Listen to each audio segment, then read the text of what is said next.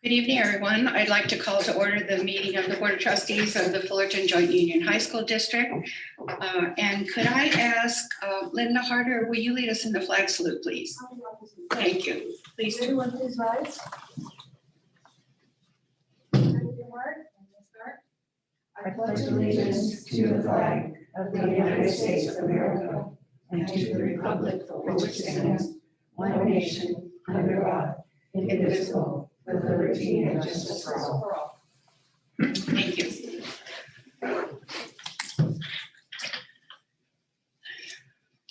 Mrs. Harder, I believe the first thing on the agenda is the public comment. Did you have any requests for public comment? We did not have any requests for public comment. Okay, thank you very much. You're welcome. Okay, that will bring us to the important reason that we're here this evening. And I would like to apologize for like a 5-minute late start. That's definitely my fault. When we were talking about interviewing the search firms, the question I had from Mrs. Harder was, you know, how do we decide? Do we give them what time they want to come? And I said, let's just do alphabetical and then we don't have to worry about it. So if you were wondering what we did, she said, what if everybody wanted at the same time? So anyway, I'd like to thank you both for being here this evening, Dr. Suzette Lovely and Dr. Alan Rasmussen.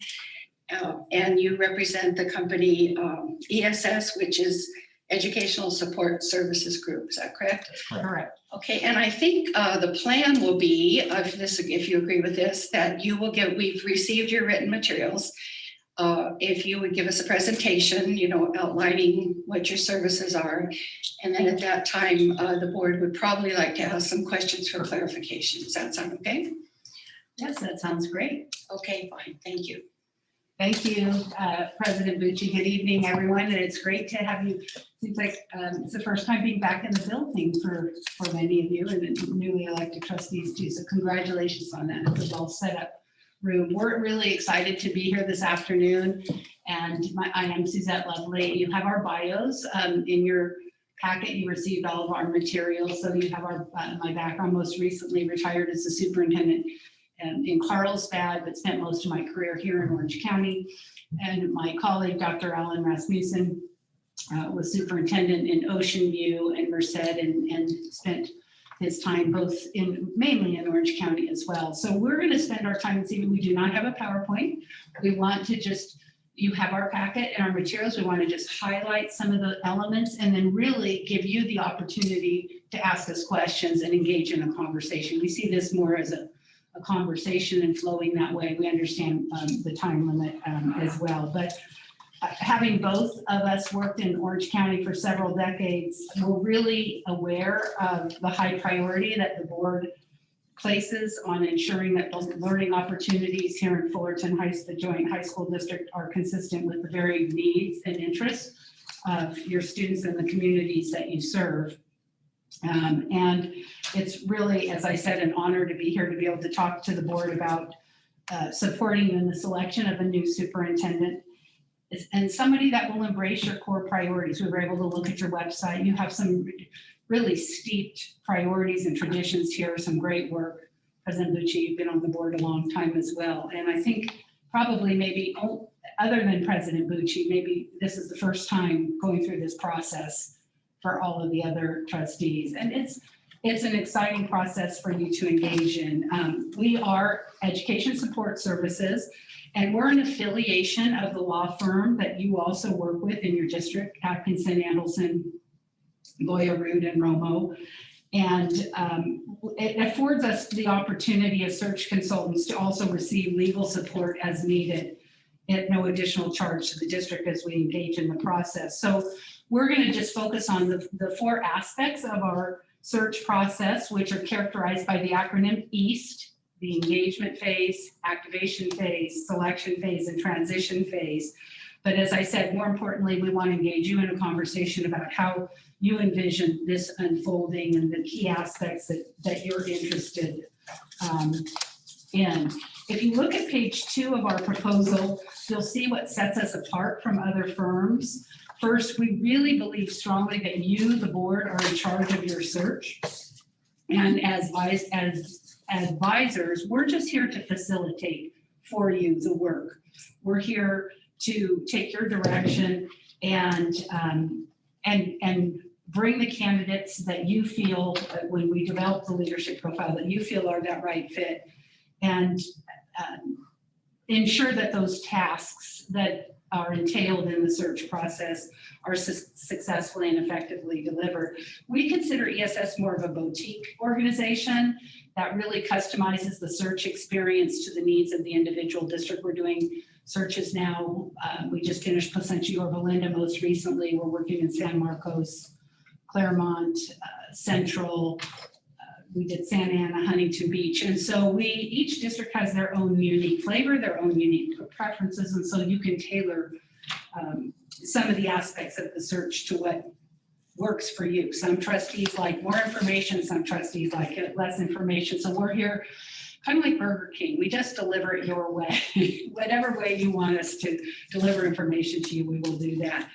Another differentiator for us is that we are able to piggyback the contract, a search contract, if we're selected, into your existing legal services contract that you already have with AALRR, which the board has previously approved.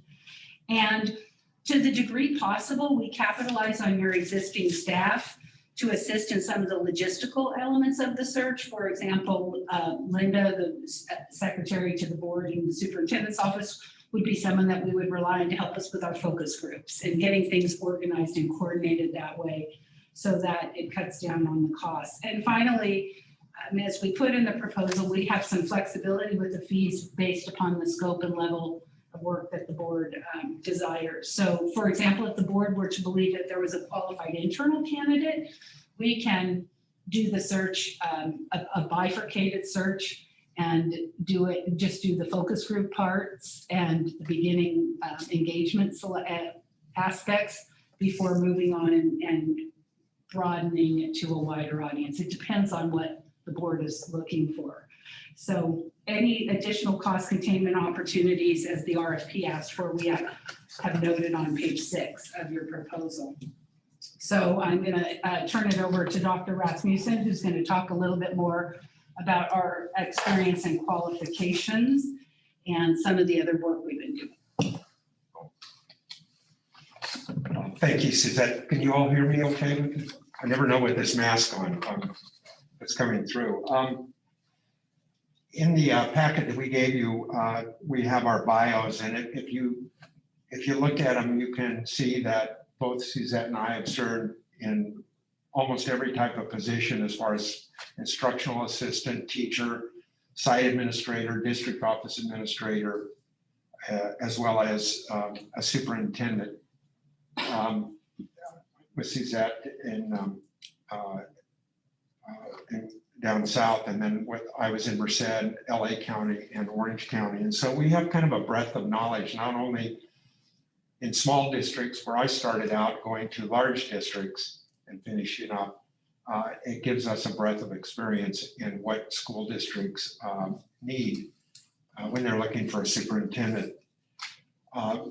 As Suzette referenced, we have done a number of searches both in San Diego, Riverside, Central Valley, LA County, and in Ventura County. And districts, the smallest district had 3 schools, 1,040 students in it. And the largest was 50,000 students, and that was the Santa Ana Unified School District. We completed that just a year ago. In addition, Huntington Beach Union High School District utilized our services along with, as Suzette said, with Placentia Yorba Linda. So we've got a smattering of different organizations, and each search has been different. And what we try to do is tailor the search to the board direction and the community needs. And it's very important. It's not a one process fits all. We look at the hiring the superintendent as a strategic process that really, it involves a local focus, but a broad reach. And so we go statewide. Our last search, we had candidates from, I think, 6 or 7 from back east even applying. And so it's a multi-pronged approach. Once the board determines their key stakeholder groups where they want us to gather information, we do it in a multiple prong approach. I believe it's on page 7. You can see an example of a community survey in your packet. That survey is an example of every board gets that survey. They can add, they can detract, they can edit it, they can, it's your survey. The purpose of that survey is to get as much information from your community, your key stakeholders, both internally and externally, your administrative, your teaching, and your classified staff.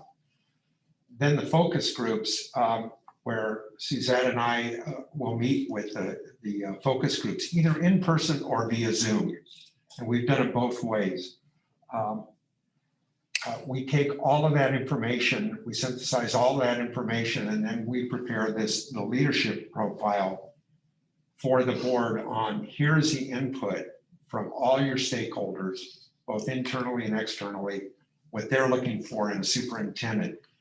You ultimately decide what those characteristics are going to be, but it's important for the board to have that information from their community and from their internal stakeholders as you make that decision. And from that information, we'll develop a leadership profile, and that profile will go on your website. And that's the lens that we use when we start screening candidates. How close do they come to fitting the profile of those characteristics that have been identified? And that's where the work comes in, as we start to go out and find candidates who have the kind of experience that the board and the community is looking for.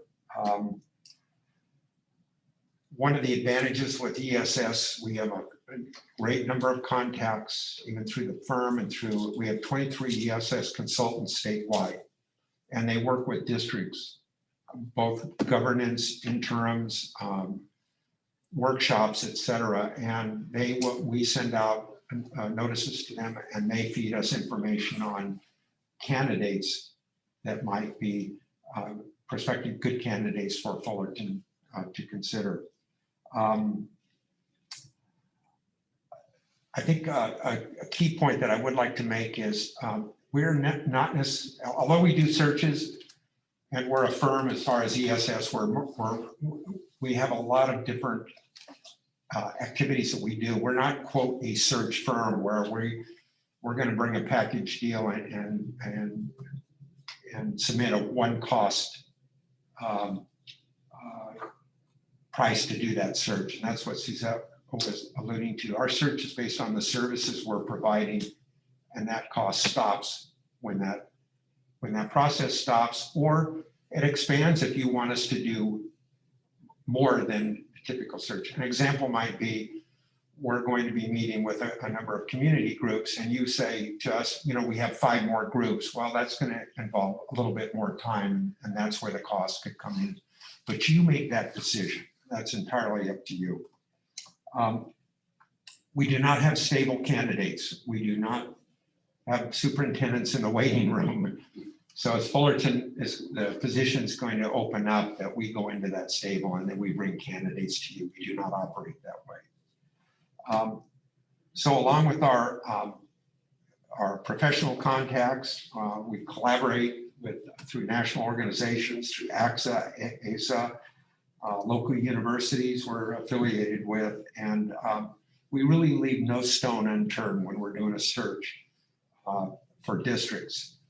We keep our searches down, so we're not doing 3 or 4 or 5 searches at a time. We're focused on in this case, we're focusing on Fullerton getting the job done. Last but not least, once you go through this process, we've got the leadership profile. You've reviewed all the applications, and we vet those applications and references, and we'll inform you of what we found out, and you select your candidate. You go through the process. Once you pick your candidate, before you offer and finalize that contract, we do a third-party due diligence investigation of that candidate, and that's going to include in-depth news and social media search, an analysis, verification of degrees, detailed credit history, and heaven forbid, possible criminal history. But the point of that due diligence is just as a protection for the board of a candidate that you're bringing into the district to work with the students and the staff here. We want to make sure that you're getting the person that you think you're getting. We want to wrap up here, so we have the opportunity to take your questions. But again, the Fullerton Joint Union High School Board has a reputation of integrity and collaboration. And as Alan said, we believe that's going to be a big draw for your district. And one of the last things that we want to share is one of our unique features is the ability to gain important information beyond what people put on their resume or their background checks because of our wide array of networks. So it's very important to us, the integrity of the firm, the integrity of the board too, that the confidentiality is not compromised. We'll get people to tell us things. And as Dr. Rasmussen alluded to, the no surprise rule. And I think boards, that's one of your number one rules. You don't want any surprises later on down the road. And so we are very careful and judicious about our background checks and who we speak to, including blind appraisals. And so that's really, really important when it comes down to the final candidate selection. So I think we've talked enough. And so we would like to hear your questions. Again, our packet is pretty comprehensive. We'd like to know what your questions might be around the process or any of the services that would be offered through ESS. Okay, thank you very much. Do you want to raise your hand if you want to begin or have a question, and then we can just kind of go around? I see Chester's hand coming up. Mr. Oshie, may I make one comment regarding speaking? Pardon me? I've got to make one comment regarding speaking because this is being recorded and because of our technology and everything. If you're going to speak, please turn your microphone on. And then when you're done speaking, please turn your microphone off. Okay. Thank you. So the first person that wanted to ask questions is Chester Jang, one of the board members. Hi, thank you for the introduction. That was very good, and thank you. How many active searches clients are you currently helping? And with these searches, any of these searches, what are the time periods that you have in terms of the start date of the superintendent in comparison to Fullerton Joint? For Fullerton. So currently I'm finishing a search in Central, which is a small district in Rancho Cucamonga. The board's actually interviewing on March 10th. So, or March 20th. So that search will be done by March 21st. The other search I'm working on is San Marcos School District in San Diego, and that those board interviews are April 10th. So the central search, we try not to do more than 2 at a time and that are running parallel because we don't want to spread ourselves too thin. And Dr. Rasmussen, I don't believe you're working on any searches right this minute. Pleasant. Oh. Just Pleasant Valley. I'm assisting one of our consultants up there who's just signed on to do this search. Our interview, we hope to have that concluded by April. And we appreciated the timeline. We backwards mapped from your timeline you had in your proposal, the date, that you wanted to approve this. I think it was June 8th. So anything else, Dr. Jane? Did we get that question? Can I go again? Please go ahead. Yeah. Let's see. In the price coded, if we have internal candidates that are interested, would they have to sign up with your agency, or can they directly apply with the district directly? That's a great question. One of the first things that we would do if we were the firm that is selected to work with the board is we will have a closed session meeting with you to discuss the parameters and the potential internal candidates. That's why it would be closed session potentially, and to hear what the characteristics that are important to the board. And at that point, if there are internal candidates, sometimes the board may say, we want you just to do focus groups. This is what happened in Placentia when Doug Domini was hired. The board did, so that was 2 superintendents ago, the board just did focus groups. Everybody, internal, external, said, we want Dr. Domini as our next superintendent. It was very clear. And so they stopped the search.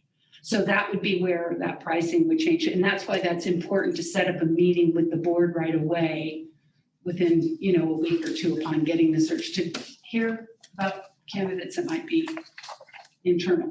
If that is not the board's desire, then internal candidates, if there are any, they would go through the same application process. They would be required to complete the same materials as everyone else. Thank you.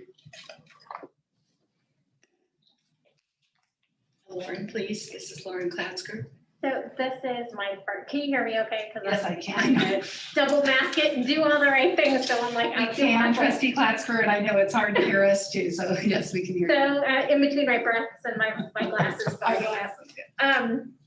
So this is my first search, so I'm just gonna throw that out there. So if this sounds like a silly question, that's why.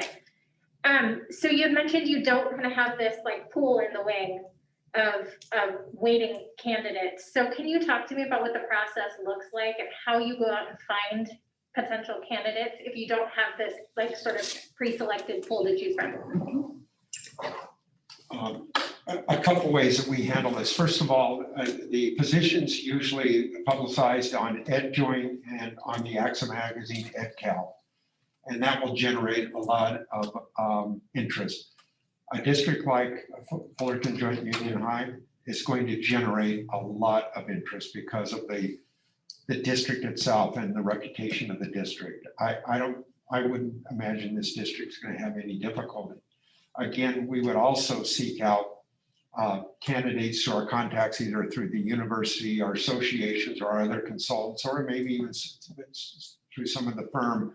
Are there people out there that maybe not even considering moving, but when they know that there's a position open, we will share with them the parameters, what the board is looking for, and then if they're interested, we'll invite them to apply. So once that information goes out on EdJoin and EdCal, and once we start making contacts, in the field of education, word of mouth just flies around districts. You know, you'll have one soup talk to another soup. Believe me, it's a small club of 1,000 of us. And it's like wildfire, you know, within 3 days, Fullerton's open. And then we start getting calls from potential candidates. Tell me about the district. Tell me about the board. What are they looking for? Those types of things. Some districts don't have that advantage. It's a little bit more of a sales job. In Fullerton, I don't believe it will be. And the last part of that question too, the board will establish when we have that first closed session meeting, your parameters. Do you want us only to seek sitting experienced superintendents, or must they have cabinet level above assistant soup or above experience? For high school. High school experience for a high school district is something probably not uncommon. So those parameters, and then we will find them. A lot of people might apply, but they may not be the people that would come forward and that we would recommend to be interviewed. Thank you. Vicki Calhoun. Thank you, Vicki. I was just wondering, I know you talked about EdJoin. Do you go outside of California to recruit people, and if you do, what publications do you use? If the board desires that, sometimes boards are very California specific. California is so unique with our LCAP and the things that we have. There are some boards that really don't want to approach out-of-state candidates, but we do have a relationship. I'm a member of AASA, the Association of School Superintendents. I'm very involved in their organization, so that's a great national publication if the board wanted to do a national search. EdJoin, believe it or not, as well. A lot of people put EdJoin on an EdJoin app on their phone, and if they are out of state and they're looking for a job, they'll get pinged. When they'll set their Orange County, California, or a job of this nature. So EdJoin is really actually very good too. Okay, thank you. Joanne Foley. Hello, thank you so much for being here. I am also double masked, so just let me know if you cannot understand me. Though I do have a loud voice because I'm a teacher. We saw there's a few of you that are Yes. teachers in your bios. Yeah, and that's part of my question. While we are relatively new at being board members, all of us have a range of experience, whether in education or as a business owner and so on. What advice would you give us? What would you suggest we look for in a firm, and how would your firm meet that need? I'll start and then I'll turn it over to Alan. You have to look for what is important to you as a board. I know that you haven't all worked together that closely yet. Some are just newly elected. It's the first time for some of you in this building. So that's why that closed session meeting, whether it's, with us or another firm, you'll decide that. But if I were looking, I would look for customization. I think we all are used to one-click shopping. We like Amazon, we like things delivered, and our firm does that very well. We'll modify the community survey. We will change our pricing based on what needs the district has, if you want more, if you want less. So I would think customization would be important because every district is unique and your needs are unique here as well. So that would be one thing. What's important about when we do the community outreach and for all your stakeholders, your classified, your certificated, your administrative group, as well as your community, city leaders, et cetera, you're going to see some themes that kind of thread through the whole response. And even that it will match the responses that we get whether we're Zooming or meeting with the group. And the other part of that survey, we asked some questions about the district where people are giving you feedback. Now that you're in this transition of change, it's really a good time to take a look at the district, get that feedback from the community. So you may be, what they tell you may give you an indication of what type of direction or leader you may need in the future to address some of the needs that the district is going to have. Not that you have to do it, but to have that data is, for us, significant and important for board members in their decision making. Because if you have no data or information, then you're just kind of guessing at what's going to be beneficial. Where you know the culture and the climate of the district, you're going to know the interpersonal characteristics that you're going to be looking for in your leader. But so when you take all of that together, believe me, it comes together and you're going to have a discussion and you'll start pinpointing these are some key issues. Placentia Yorba Linda, they lost, well, they didn't lose, their superintendent retired, and community came out very strong. They wanted someone with that similar style, et cetera. Plus, they wanted to build upon that, and they got an exceptional superintendent hired at that. And the other point to that that would be unique about ESS, for example, the superintendent Placentia Yorba Linda, he wasn't thinking of leaving. We have relationships. We called him on the phone and said, we have an amazing district. We know you're very happy where you are, but this is a wonderful district. I also was involved when I worked for a different search firm, but placed Chris Downing in the Anaheim Elementary District, same thing. We reached out to people, the Huntington Beach High School District, that was a successful sitting superintendent in Saddleback. And so one of the advantages that we have, if you look at our track record, we may have, I know there's going to be other firms that come in here and talk about how, that they do a high percentage of searches. Ours are really, really customized, and we find people that are excellent superintendents or assistant superintendents that aren't thinking about leaving, and we convince them that this is the wonderful place that they need to come. So that's, I think, another feature for us. Please continue. That leads me nicely into another question I have. I like the survey instrument, and I realize it's customizable. You also mentioned the focus groups, and then would those be similar questions? Would they be expanded upon? And how do you ensure focus group success? Because sometimes you might get one or two people talking, others, might just say, I agree. How do you really tease out from those focus groups what they're That's where the teacher in us comes out. Yeah. When we run focus groups, and by the way, that's a great question because that's what happens. Certain key leaders will come out, and it's our role then, just as you do and you did in your classroom, is to direct to other individuals that we see and ask them questions. We go in with set questions, and then we ask the questions, we record, we may have them amplify, explain, etc. These, and we keep our questions very focused, and then draw that information. But we found in the past, and at least here in Orange County, people are very generous to share their thoughts with us at the meetings. So we really haven't had a problem with it. But if we do, we make sure that it's a broad-based, a representative of and not just one or two people giving us the answers, which could skew the results.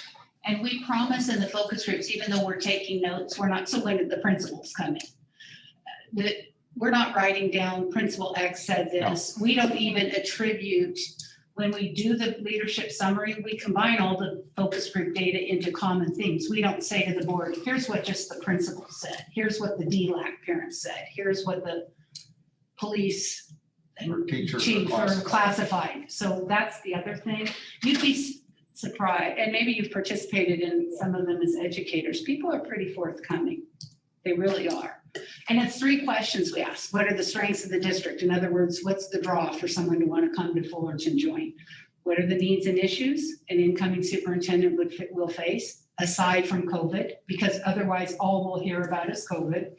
And we want to move past that. And the 3rd question is, what are the qualities or characteristics that you think the board should consider in your incoming superintendent? So there are 3 pretty easy questions. A lot of times we're having to stop the time because people are pretty forthcoming. What is the approximate size of each focus group, the number of participants? It's whoever, so at that first planning meeting that we would have with the board, that's also who you would identify. Who do you want as your focus groups, your PTA leaders? We don't do, back in the days, boards would say, we'll have a meeting at 6 o'clock at night and see who shows up. Only 3 people ever show up for that meeting, and they're the same 3 people that showed up maybe for previous meetings. So what's we find more effective is you tell us, here are your key groups. Maybe your Chamber of Commerce is very big here in Fullerton, or the university. You know, you might want us in San Marcos. We're talking to people from Cal State San Marcos. That was important to that district. So you'll identify. Of course, it'll be your principals, your DLAC, maybe your special ed parents, you know, as a separate group. You'll tell us. So the size can be as large. And Zoom has been, you know, really been nice because more people have shown up. They don't have to drive and find daycare or whatever.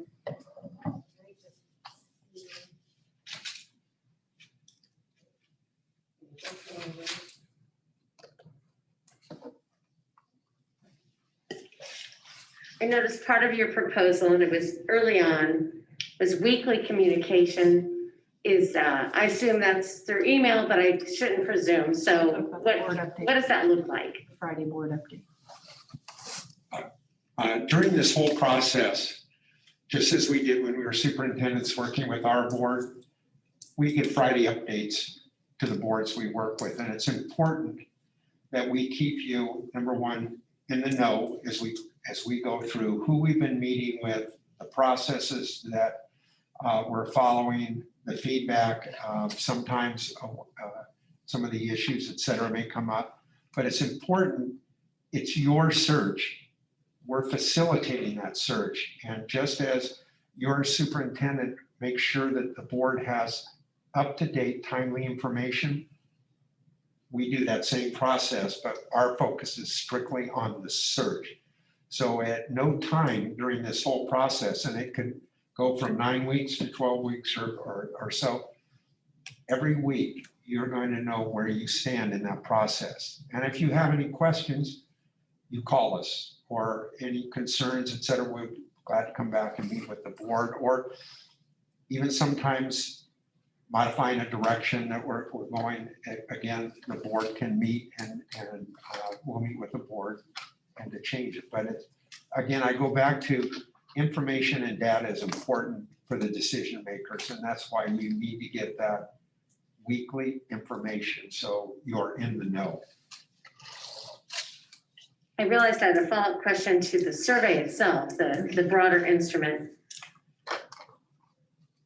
How do you push that out? Yeah, because if it's posted, it's a passive response in some sense, it's just those who stumble across the website might respond. So what is the process for really pushing that out? We work with your district and whoever that person is. Some districts have a communication officer or a PIO. Some districts have, generally, even if you don't have that job title, you have somebody that's your key communicator. And we work with that individual to send it specifically to your parent. You have every parent's email. You have every student's email. You have every employee's email. And I will tell you from Placentia or Belinda, we got 4,000 responses on the online survey. About 800 of them were students. And just in San Marcos, we just finished 3,000 responses. I imagine that, and especially with students here, all of your students being high school students, that you'll get a great response. It's really great data, and it's online, and it takes like 8 minutes, 6 to 8 minutes to finish the survey. It looks like a lot of questions on paper, but we were going through clicking very quickly. So that's really nice. And when we disaggregate it for the board, if the board is interested, other boards have been, we'll disaggregate it by internal and external stakeholders. So you can see, what did your teachers, your employees think? What did your community, your students would be your internal stakeholders, but so we can get the data to you that way. And how do you reach out to the broader community? We send it out to the chamber. Well, again, depending on, I know you have a Chamber of Commerce here. We would send it to city council, and some boards want us to interview city council members, and that's always good that we interview them for a focus group first, and then we say, hey, we'd like to also send out your survey. Depending on what your online neighborhood, social media neighborhoods are, if you use a Nextdoor or 24/7, there's different names for them. So we'll tie into whatever is existing. When we also conducted the search in Santa Ana, 50,000 students in quite a large area. Again, not only did we do the survey, but we actually doubled up on our community meetings where we actually went out with groups. And we had to break it out into area information sessions.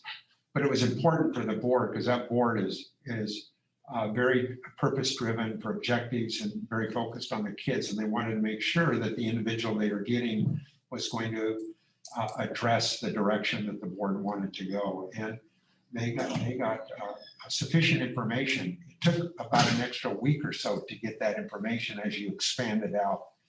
But with this survey going out, and people will respond, I guarantee you, along with our touching base with your key stakeholder groups, I believe you're going to have sufficient information, and you'll be quite surprised at the response, and especially we did the high school students. Yeah.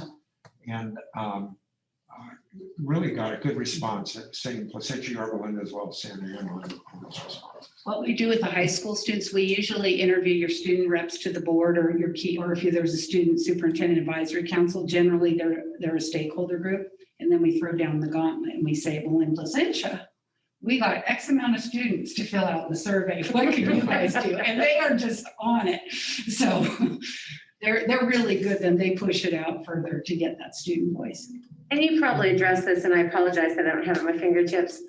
What about other languages other than English? Yes, we have generally had the survey in English and Spanish, but if you have a large Vietnamese population, and we know you've got interpreters, you would tell us as the board. And what about the focus groups? The same thing Okay. for the focus groups. Thank you.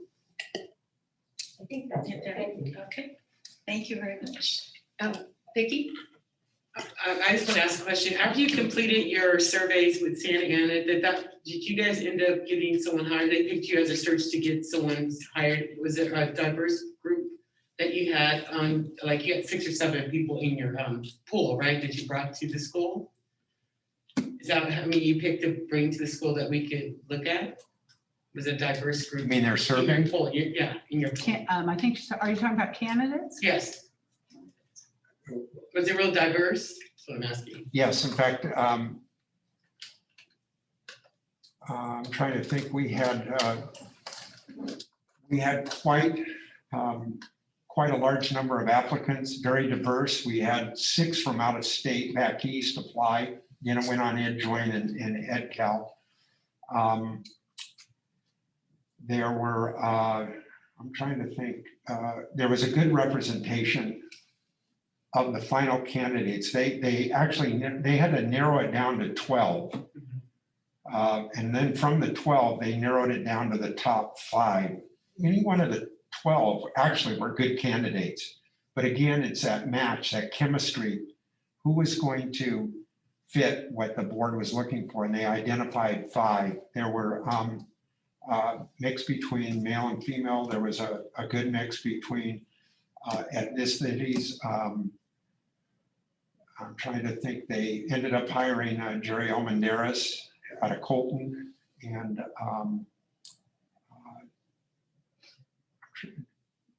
this is about a year and a half ago we completed that.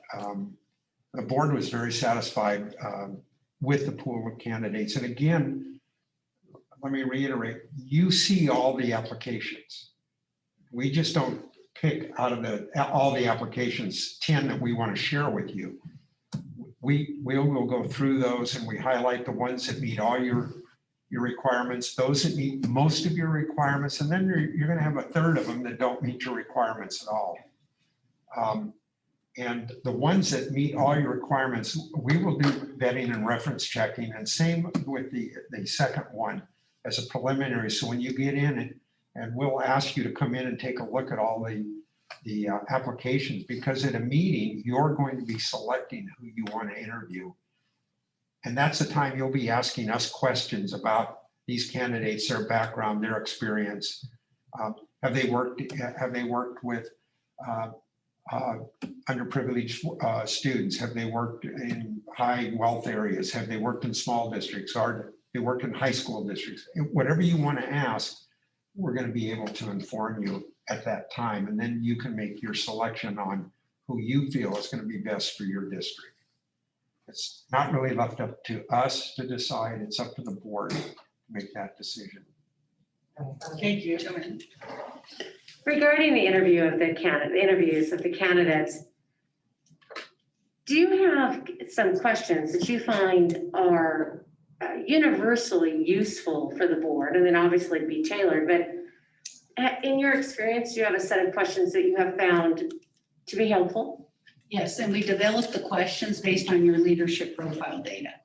So let's say an issue comes up that there's the looming budget issues on the horizon, then we'll have a budget question in there. Or there's issues about students transferring out of the district and going to other district, we would develop a question like that. And then we review when we meet with you to do the candidate slate in closed session. We also share those, we draft the questions and then we say, board members, how do you want to change them?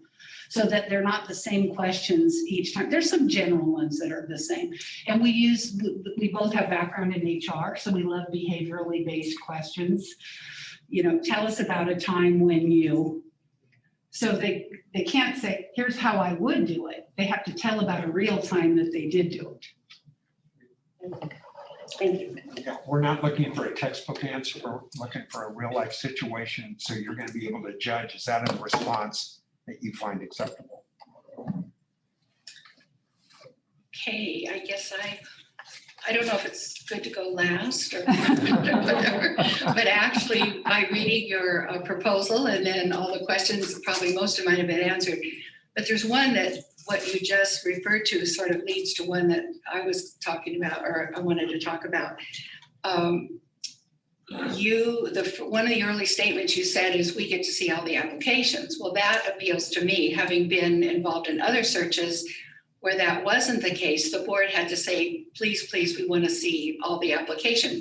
But of course, the consultants had, using the profile, gleaned those that fit the profile. So we were satisfied that we got to see them all, but the reality was that the experts had already done their job. So my question is, and I think you answered that a little bit, you would mark them as these are really the ones, and then maybe these or something like that. So my question was, do you actually recommend a group that you see as fitting the needs of the district?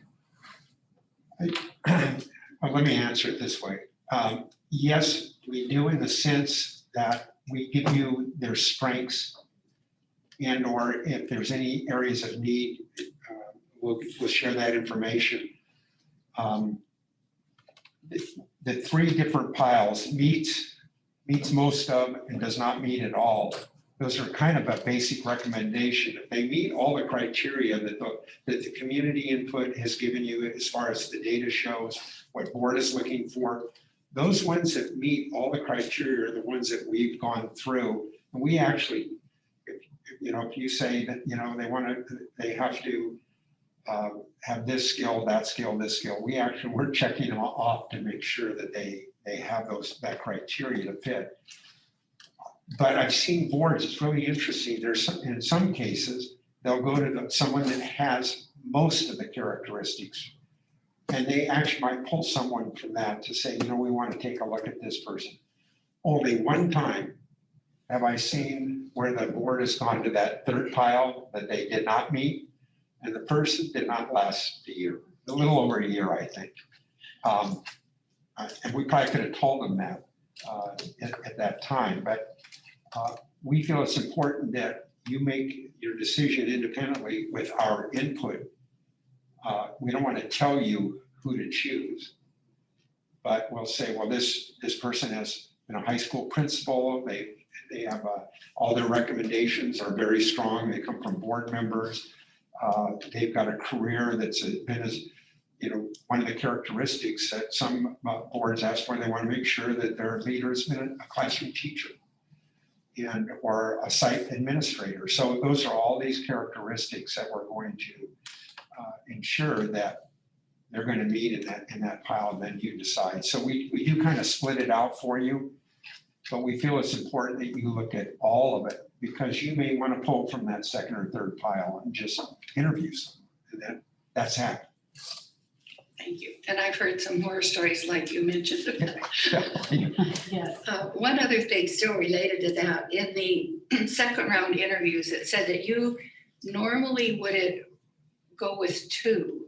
That's not a hard and fast. I mean, if we saw three, I wondered why the two. I don't know that I've ever seen. It's generally two, it's generally two. That's what we've seen traditionally, but sometimes three. And depending on how many you interview in your first round, we try to encourage, and we do enough vetting that the board gets it to a manageable number in that first round, maybe 5 or 6. And so then if it's generally 5 or 6, then it's usually 2. We've never seen a board do more than 3. But yes, that's a great question, President Bucci. It's, however, if you want to bring 4 back, you bring 4 back, but then that doesn't sometimes help you eliminate.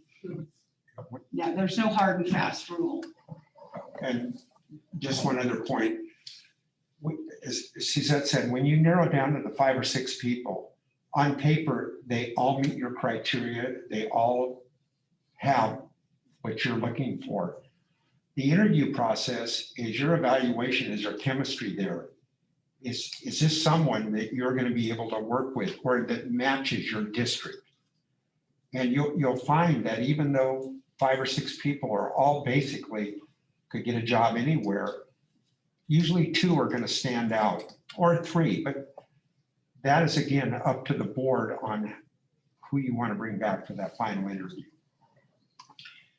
Another question I have is, I appreciated that you said you don't have a stable, and that you have, you recruit and you also advertise, which is good. Some of the firms have in their proposal that they will not recruit someone from a district where they've placed the person for a period of time, some 3 years, some 2 years. Do you have any kind of a guarantee? I mean, I know some people choose to leave for whatever reason, but do you have any policy relative to your recruitment? It's not hard and fast, but it's an ethical issue. And certainly if we just placed somebody 2 years ago, Santa Ana, we wouldn't be going to that superintendent. So yeah, I know many firms have that, that 3-year rule, but the hard thing about that is sometimes an individual might be leaving for a different reason. They moved to Northern California temporarily because their spouse was up there, and then they need to get back to Southern California. So we don't have a hard and fast rule, but we do look at track record of longevity. And a lot of boards say to us, we want someone that's going to stay. You don't want to be doing this again in 3 years. And so if someone is willing to leave another place that they just got hired in a few years, that isn't something that, you know. Well, and this district has a history of superintendents staying for a period of time. You know, we're not looking for someone to jump quickly to another position. Okay, just a couple of little questions. It was actually in the ESS difference. You said search starts immediately. I would, we intend to make a decision if we can tonight and then notify the firm that we're selecting as soon as possible. But we don't have a board meeting until in March. So does that mean immediately or after the board meeting when you're a person? Well, here's again an advantage with ESS. You already have a contract existing with Atkinson Annelson. So if the board were to select our firm, the contract, because all the billing goes through, it's billed at the different rates, of course, but you already have a contract. So there's not a separate contract that the board would have to approve at a regular board meeting with us. And then we would be available to meet with the board whenever you want to schedule. Your first meeting is a closed session special meeting. So it doesn't have to be, at your regular board meeting. Okay. So that is the one, that's a big differentiator between our firm because you have an existing contract. You might have an existing contract with Leadership Associates, maybe doing some other work, perhaps staff development or something. So that could be the case with another firm, but I'm not sure. Okay, thank you. And then also on that ESS difference, it says existing staff resources may be used as appropriate. I guess that would be the district contact that you would be communicating. I'm looking at Ms. Harder. Yes, we would need Ms. Harder. That kind of a job. And so we would need your tech department or if you have a communications office with your survey, we would work with your HR department to help us get the EdJoin. We get a separate EdJoin account set up, but it's faster if we do, we have a separate password for it. But we don't overburden your staff, but there's some advantages because it cuts on time. So where appropriate, we would do that. Thank you. I like that you included in your vetting that you do that criminal justice as part of your contract. I know some of them, it's extra beyond that. So, also, I appreciate that you don't do 50 searches at the same time. We don't want to do 50. We love the searches that we do, and we're very committed really to don't have that many it. hours in the day. We have another lifestyle. Yes, so. we have our limit. 2 is kind of, and especially if they're both closing around the same time. So that's why I shared with you the ones I'm involved in, and Alan, we would never do more than, and San Marcos will close well before this one would get heavily underway. One last question I have is during the first round of interviews, do the representatives sit with the board during that period of time? And could you explain to me and maybe the other board members who don't know the reason for that? Because I know at one time I had questions about that. So We sit, let's say we have the interviews in this room, and we like in-person interviews, even we've been able to do that successfully instead of Zoom with large rooms like this. We sit as wallflowers in the back.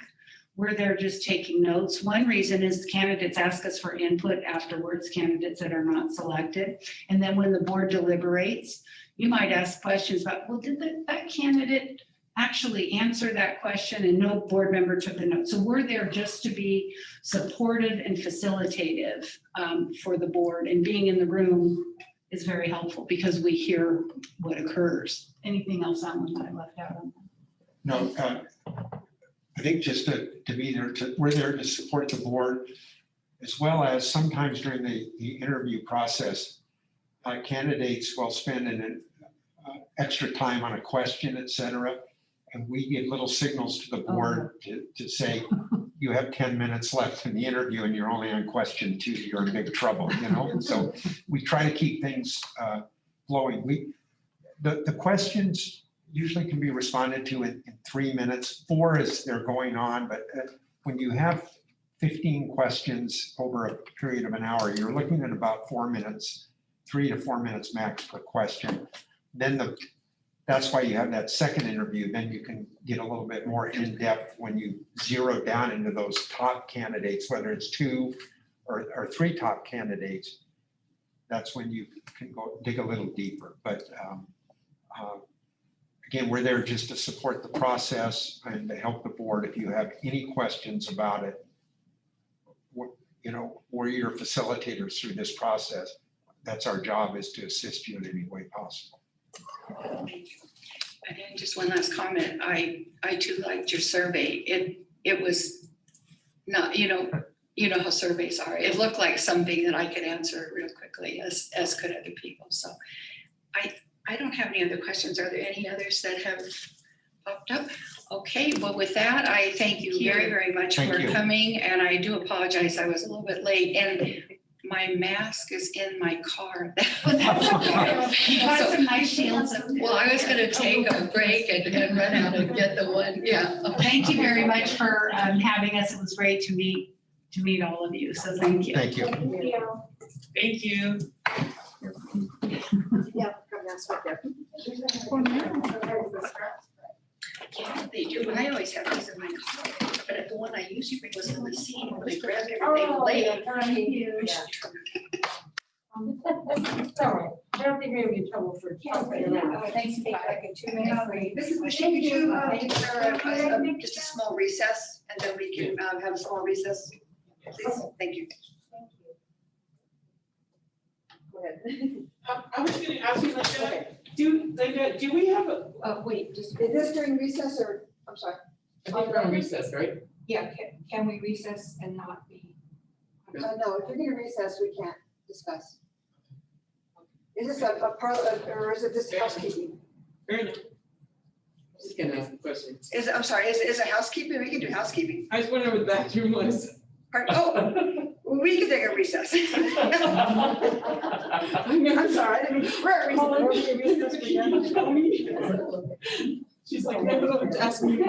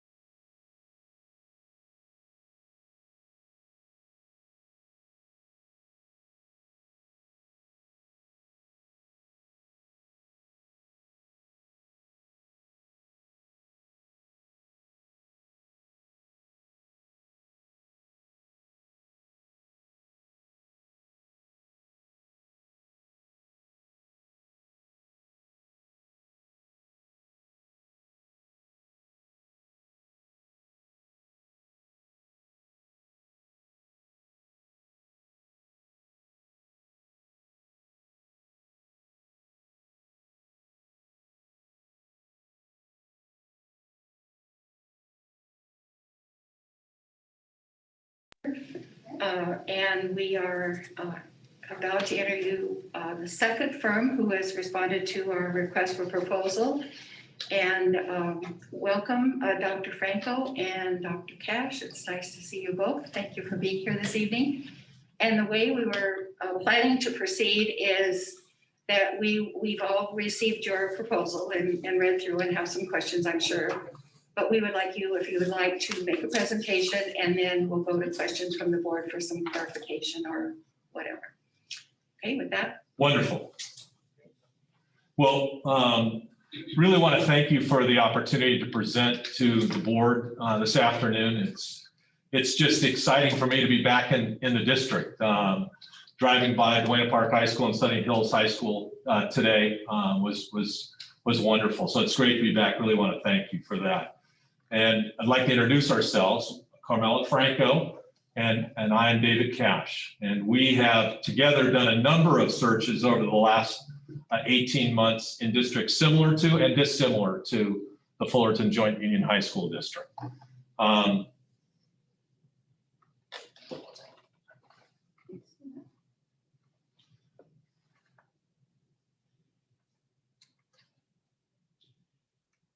Should I wait? There we go. Perfect.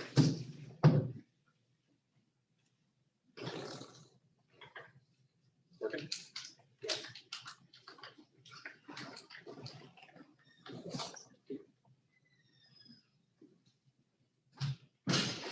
Just click on the screen.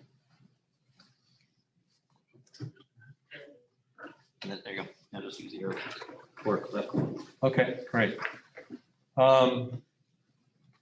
We're excited to be here. We think we're a great fit for the Fullerton Joint Union High School District to serve as your team to help you do one of the most important jobs that school boards do, and that's hiring, selecting, and then, of course, evaluating the superintendent.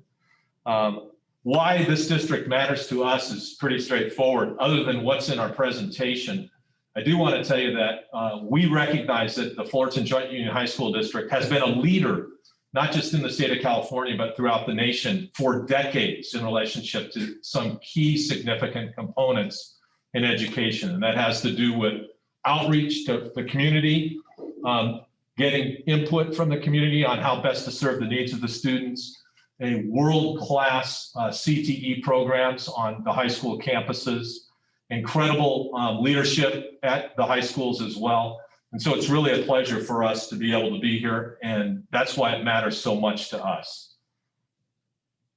Dr. Franco. Yes, and I also want to say that it's a pleasure to be here this evening with you and working with Dr. Cash in this presentation. I know you have our resumes, but I would like to say I was superintendent in Whittier for 12 years, not too far from here. I still live in Whittier. I've been retired for a while. And I was interim in 2 unified districts of 10,000 and 24,000. You're right in there, both with comprehensive high schools.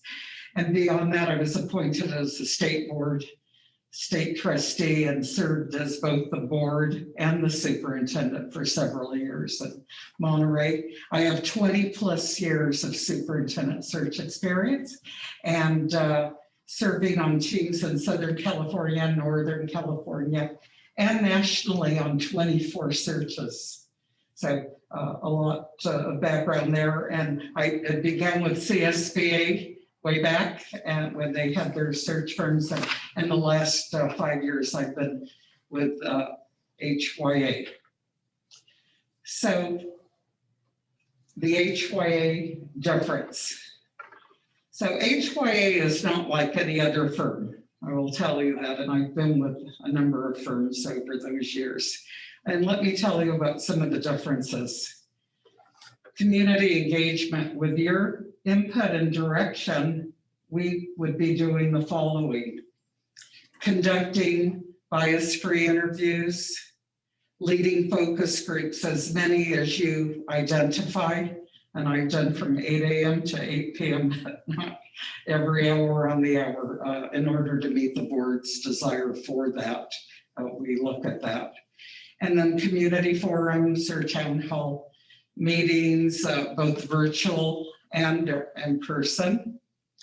And then a key part of our search firm's operations is research-based surveys. And those could be in English, Spanish, Korean, and any other languages that you specify for a small cost. And so it's an important vehicle for obtaining input from staff, students, parents, business partners, other community members. It would be on your website, easy and convenient to the Fullerton community. And you, again, select the target groups. Second, local knowledge and presence with a national reach. Our associates have access to local throughout California and to the national networks of sitting and aspiring superintendents. Of course, it would need to match what you're looking for. Communication. We have a board portal through our HYA offices, and you will be able to see every application that comes in, the same that we see. You have access to those. They're usually downloaded about once a week, and so you get a little stack to review. We provide weekly updates on progress with the search, the number of apps coming in, the results of our pre-screening interviews, and lots of other information. 24/7 access is how we can be described. You can reach our HYA resources and personnel with HYA. They respond on Saturday and Sunday, as do we. Continuing with the HYA deference, each search is separate. This is your search, and that is how we approach it. So we generate a list of candidates for each district. We do not work for the candidates. We identify candidates for you. So there is no stable of candidates that we have or refer to. It's wide open. We have a local focus, again, with that national reach, and one would ask why the national reach is mentioned. Well, there are California administrators who went out of state, became superintendents in other states, and they want to come home. So that's why one of the reasons, key reasons we mention that. Research-based process, HYA provides us. You would have had a white paper on the superintendency that focuses on student outcomes, organizational culture, and screening. Excuse me. Fiscal responsibility is, of course, paramount in every board member's mind right now with this pandemic. We have oversight of our search process by our president of the HYA firm, Dr. Max McGee, and he's a former California superintendent. So we have that. Comprehensive due diligence by a third-party investigative company is another aspect, and that produces a confidential report for the board that covers civil, criminal, news, media, and other elements of that. Nothing is missed. So we engage your community and we communicate with you throughout the entire process. So the signature search process, that's slide 6, has the key elements of engage, recruit, select, and transition. And I'll turn it over to Dave for that first one. Thank you very much, Carmela. One thing I want to emphasize that's really important for us, and so that you know us, is that this is your search. That's really key to make as a huge HYA difference. Both Dr. Franco and I have had the distinct pleasure of working with other search firms as we have become superintendents and left districts and gone to work in other districts. And I can say that with all sincerity, that at HYA, one of the significant differences is this is your search. It is not our opportunity to find jobs for people that we know. The very first phase is the engage phase, which is extraordinarily important for you, the board, because it allows us to go out to your community.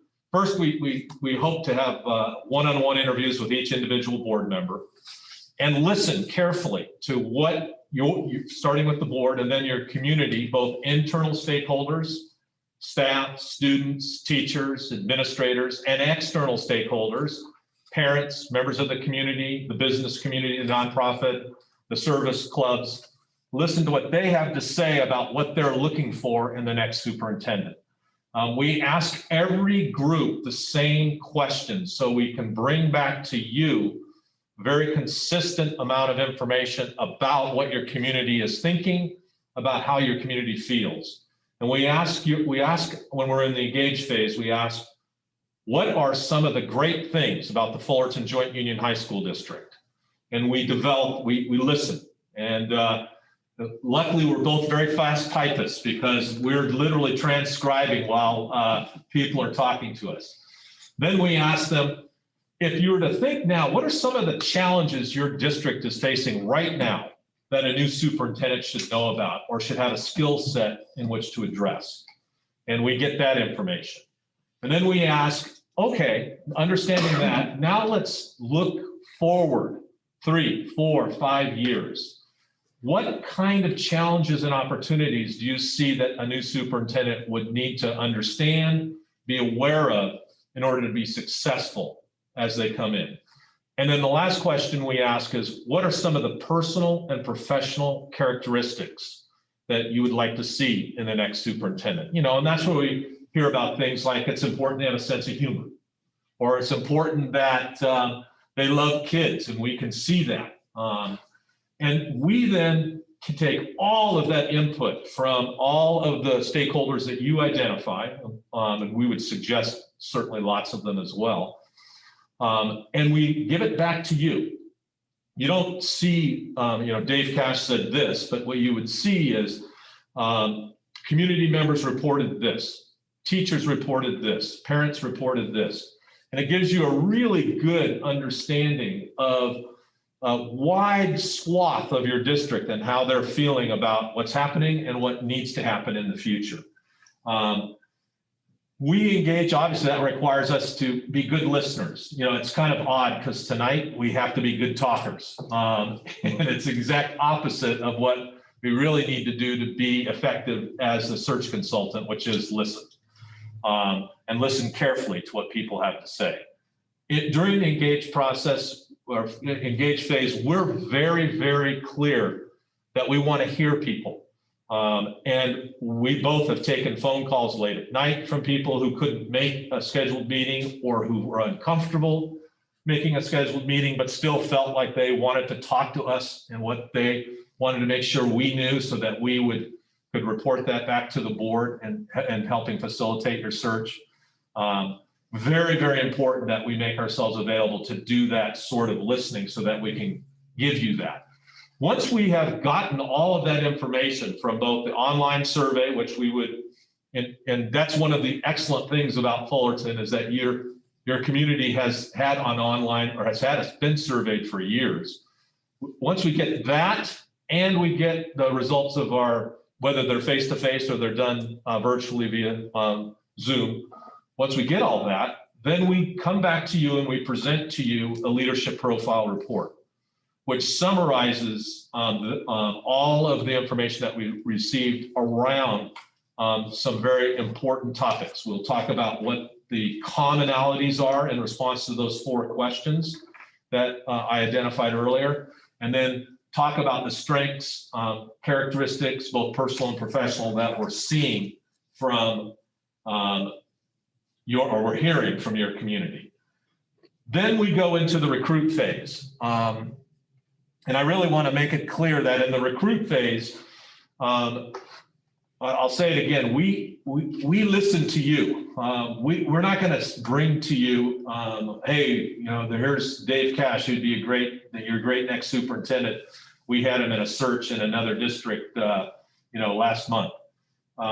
We know how important it is that you get the superintendent that's going to fit into the culture of this district and the community. We want someone that's going to be here for not just 1 year, 2 years, 3 years, but is going to see themselves become part of this community and want to be the superintendent for as long as both they and the board would like them to be. And we have an excellent track record, not just in California, but nationally at HYA, and having over 88% of our place superintendents stay in the district longer than 5 years. Because for us, it's really, I use this phrase carefully, it's like a chemistry match. We know there's a chemistry that's created in the culture of the district, and we want the candidates that you're going to interview to fit well with that. We don't want them to be like a virus that, that comes in and infects the district and has to be vaccinated. That's not a good thing. What we want is somebody that's going to come in and do the work that you as the board have identified after listening to your community, identify what they believe needs to happen in the next superintendent. We advertise within the state. If the board says, we would like to do a national search, we're interested in seeing candidates from all over. Well, we have over 120 associates across the nation. And if HYA is selected, those associates are immediately made aware of. They get a copy of the leadership profile. They may know somebody that is interested in coming to or returning to California. So that's clearly up to you. If you say, no, we really just want to have a state or even just a Southern California search, because we know that that's going to probably be the best match for us, then what we do is we recruit within the state and Southern California specifically. Dr. Franco and I will then, during a period of time, we will do some screening of the candidates. That's really important throughout the entire process. We'll screen them. We'll try to screen probably the top 10 or 12 through the recruitment, and we will reference check every single screened candidate that we look at.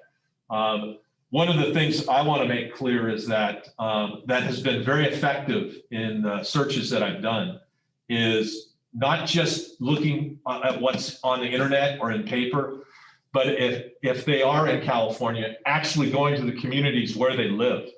And one of my favorite things to do in the recruitment phase is to ask, go to a Starbucks. Sorry if you're a different coffee drinker or not a coffee drinker, but go to a local Starbucks and then ask somebody in there, hey, do you have children in school in the district?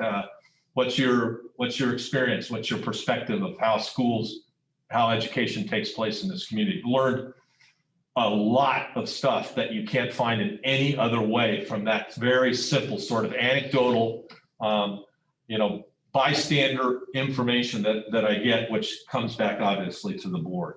One of the nice things about HYA is that, Just click on the screen somewhere. There you go. Other button.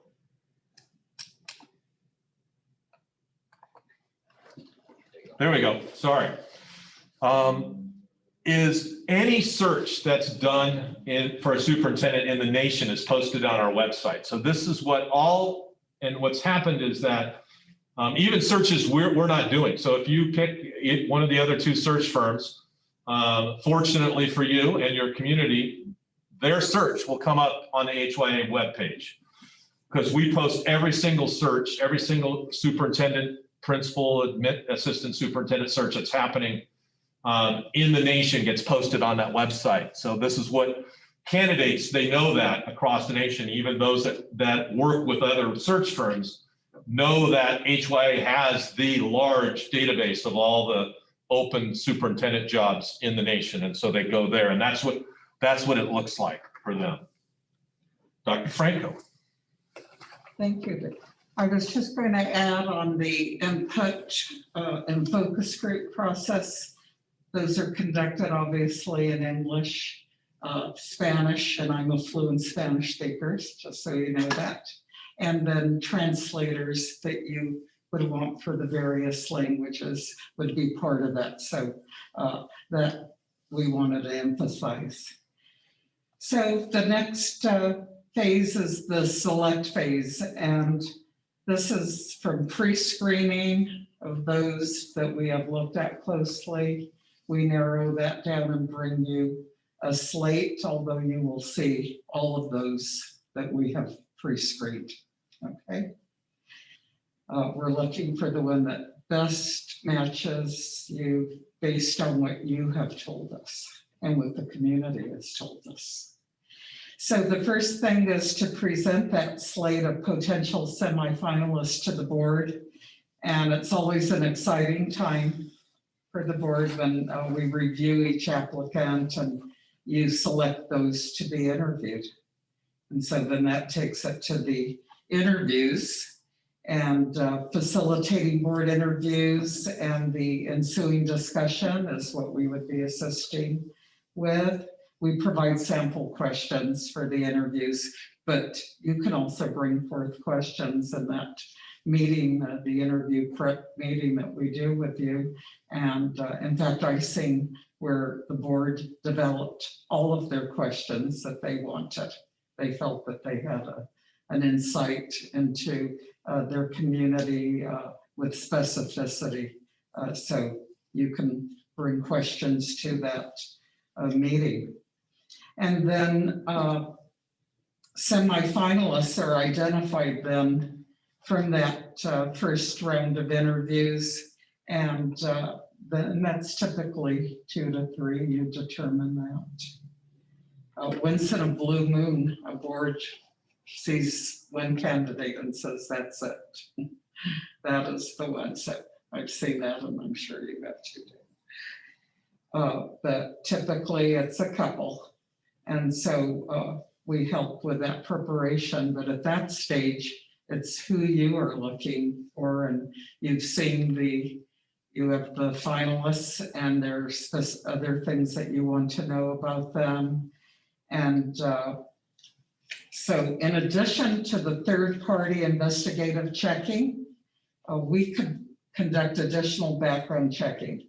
I've worked with boards where they said, you know, we really like this one candidate, we're really leaning, but were they out there in the community as much as they said they were? Can you find that out for us? And then we find that out and bring evidence of that to the board. So we will do additional deep checking beyond the deep investigative checking.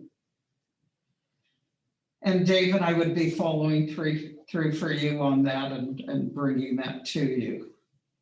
And then moving to transition, we have the facilitation of the meeting with the finalist and you, the board. So that first session. Sometimes I might add on that preceding comment, the board wants to have dinner with a candidate. Have seen that also, or the candidate and their spouse or significant other, if that's requested. And so in that transition, facilitating the meeting, we support transition. We want to see the finalist and the board take that honeymoon step, so to speak, in the sense that there is chemistry and it's like a marriage. And so we will do everything possible to ensure that we assist with those important elements. And as you can see up here, you can have a board governance workshop. You develop your protocols of how you're going to work as a team, the 6 of you of the board plus the superintendent. And let's see here, it's at an angle there. The superintendent goal setting. Right, and so setting those important goals, reasonable, realistic, goals, but looking to the future and looking at your mission and the board's vision for what they would like to see. Oops, excuse me, the street was a little ajar there. So you can see these other ones, certainly superintendent training, strategic planning, and any other assistance that you would need. That's an additional to the process, but we want to see that be as successful as possible. Absolutely. We always include, like most search firms, a draft timeline, just so that you can get a sense of how the process flows. For some of you, this is not your first search. For some of you, it is your first search. So you may not have an idea how the process flows. And I think it's also always important for you to see that, oh yes, good, we can do all this and have our person start July 1st, which is really what you want. And this is a draft. The most important thing that happens is that we meet as soon as you've made your decision, as quickly as possible, in a planning meeting where the actual dates of all these events would be determined. And we probably start with this as a framework and then build around it depending upon what your needs are, what you think, how you think it needs to be accomplished here in Fullerton. And that's really important that it does that. So wanted to make sure that you could see that. Our cost structure is pretty straightforward. There's what you've got in the proposal is it. There's no additional fees. If you decide that you want to do something different than what's in the proposal, we would talk about that at the planning meeting and tell you, well, if you do want to do a national search and you want to advertise in Ed Week, which is the national education publication, you know, we'll design the ad for you and we'll place it, but you will pay for the ad. You won't pay for us doing that work, but you will pay for the actual placement of the ad. And I think that if you wanted to do, sometimes boards say, we will pay for our 2 finalists or our 3 finalists if they're from out of the state or out of the area. We'll pay for them to come and spend the night because they're doing maybe an extended interview with them. They're going to actually take them and go on a tour of some of the schools, or they're going to have lunch or dinner with them. And so they'll want them to spend the night. That is not, we don't tell the candidates about that, but sometimes boards say, you know, we know how important it is. We really want them to be comfortable. And we want to spend more than just an hour and a half with them in the final interview. So we'll pay for a hotel for them. Our guarantees, some of the most important guarantees are that if we're fortunate enough to help the board find the next superintendent, we will not come back and try to recruit this person away for another job. And I wish that that would be true with everyone, but we guarantee that we will not do that, that we have a fixed price, that what we've told you what it is what it is. There won't be, oh, gee, we forgot to tell you that you also have to pay for this. We really want to emphasize that we will guarantee a price match. If you, in your deliberations, say, hey, we really like those guys at HYA, but they're $2,000 more than this other firm, and they're doing the same thing, well, we would agree to the reduced price based upon whatever the firm submitted as to their price. We know that that's important. We know that, and we know how important it is for you to demonstrate your fiduciary duty in relationship to taxpayer money. And so that's why that has become one of our guarantees, is we will just match any price in order to ensure that you get to have the search consultants that you want at the price that you are most comfortable paying for. So that leads us to your questions, and we'd be glad and happy to answer any that you may have. Okay, thank you very much.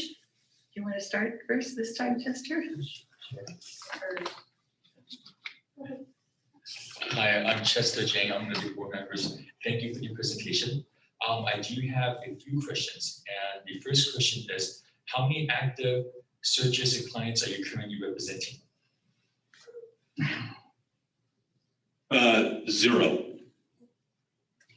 I'll just, both Dr. Franco and I are pretty adamant about this construct that we don't want to be out there doing a whole lot of, doing any searches. We want, a whole lot of searches simultaneously. We know how unique every search is. And so what we really want to do is do the Fullerton search. We don't want to do the Fullerton search and the search and the search.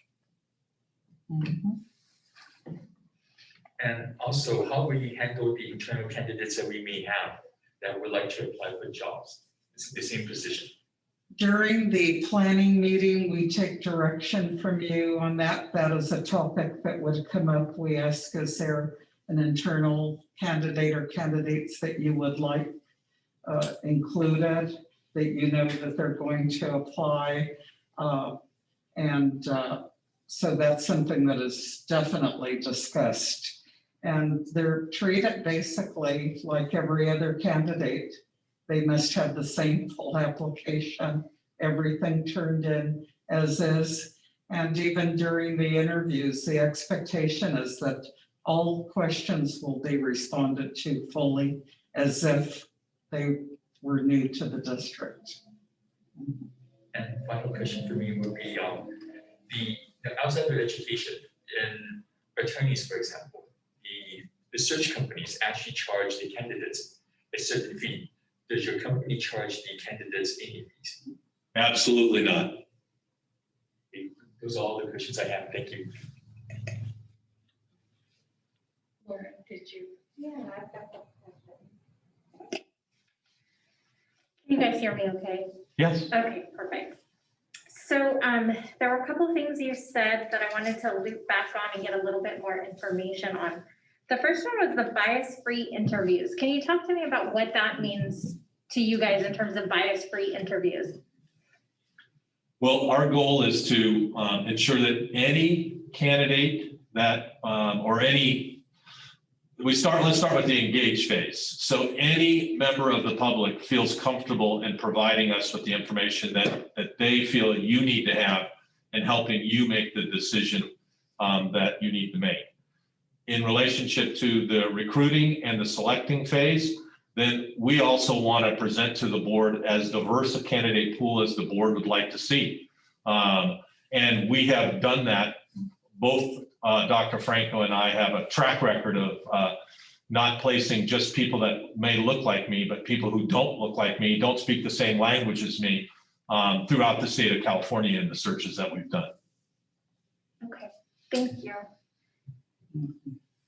I have another question for you. You talked about research-based surveys. Can you talk to me about the research that goes into the questions? I'm assuming when you say research-based, you're talking about reliability and validity of the individual questions on the survey, or are you referring to something else when you say research-based questions? Both of those, and as well as content as well. So we have a white paper on the superintendency that is an executive summary of a lot of research that's been done regarding what makes an effective superintendent. When a superintendent is effective, what indice do we see in the district that she leads? That, as well as the individual questions, do those individual, if you know reliability and validity, then it does the individual question that we're asking get the answer that's expected to get from that because the question is reliable and valid. So yes, both of those. Okay, thank you very much. Okay, Vicki. When you conduct your surveys, do you send it to, who do you send it to? Do you send it to faculty? Do you send it to students? Do you send administration? How do you do your surveys and who comes up with the content of the survey and how is it dispersed? And who works with you to get it dispersed? And how do we retrieve that information back? Okay, so the board would designate the groups that survey input is to come from. So you can say, we want to hear what the teachers had to say. We'd like input from students, being a high school district. We would like input from parents. We wanted to go out and set what languages to encompass the most participation and far reach as possible. And then that survey data is analyzed and it's combined with the leadership profile that we present to you. You'll see each of those groups, all the data, everything is public information that's presented at a public board, at an open board meeting typically. And so that everyone gets to hear what was said. And it runs for a specified amount of time on that draft calendar for the search that you saw. And on occasion, a board will say, can we have it extended a few more days? It does fall on that search right around Easter. So that's something that you can provide. Anything else? Yeah, I'd say one of the other things is we would hope that your district webpage would have a specific spot for superintendent search where we would provide the community with updated information in relationship to the search, or provide actually the board. I'd probably go to Ms. Harder. And on there would also be the link to the survey. We want the survey to be completed by as many people as possible. The more data that you get, the more informative it'll be for you. Who gets it? As Dr. Franco said, you all will tell us. We want parents with kids in the district. We want community members. We want local officials. I've done searches in communities where there's been concern about access to technology. And so we've had family nights where the school's organized and the families come into the school and they take the survey at the school online. Then I've also done them in communities similar to that where we've provided paper copies of the survey so that people can fill them out. It is, the goal really is to get as much info as possible for you. Thank you. Yield back. Okay. Sound like the federal government. Joanne, did you have something? Yes, I do. Thank you very much. Hi, Joanne Foley. My colleagues have covered several things. In general, most of us are relatively new to this position, but we're not necessarily new to education or the idea of running a business and I realize education is different than private sector business, but in other words, in positions of leadership in other ways. So what advice do you have for us as a relatively new board regarding the search? What would be your key advice you would give us? Sure. I would say probably the most important thing is the engage phase of the search. You're going to need to ultimately select someone, but our job is to make the selection difficult for you, to give you so many candidates and you're like going, oh no, I really like this person, that person. But the engage phase is really important to pay close attention to, because I have yet to, and this may not be true with Madam President because she has been a board member for quite a while and has seen and heard quite a bit, but I have yet to have a board member say, oh, I've heard all of that before. None of that's new. In every search I've done, and particularly over the last 3 years, and I've done about 15 of them, the board says, wow, I didn't know that, or that's really interesting information. And so that really becomes, I think, important for you because you're going to learn things that you may not know about the district. Thank you. And I would say approach it with an open mind and with the idea that it is known you may not be in the education field. It doesn't matter. You were elected by your community to represent the parents, the stakeholders, and the students that you serve, and that is what you do on a daily basis as a board member. But with our backgrounds in doing searches, lots of them, we would keep you informed and answer any question and even step back and say, okay, look, what questions might there be on this so that we make sure that we're providing the needed information to the board. Thank you. Somewhat related to that is the focus groups. When you bring a group together, sometimes you have one or two people who dominate and others who just sit back and maybe head nod or scowl or whatever they might be doing. How do you ensure a really vibrant focus group discussion? I would answer that by saying the same way that I engage my students in the courses I teach at USC. When I notice that I have someone, that's what I would say, sitting in the back row, not as engaged as they might need to be, I'll either, depending upon the context, either quietly or then and there ask them, hey, what do you think? How can I get you to answer this question? And not let anybody sit silently in a focus group meeting.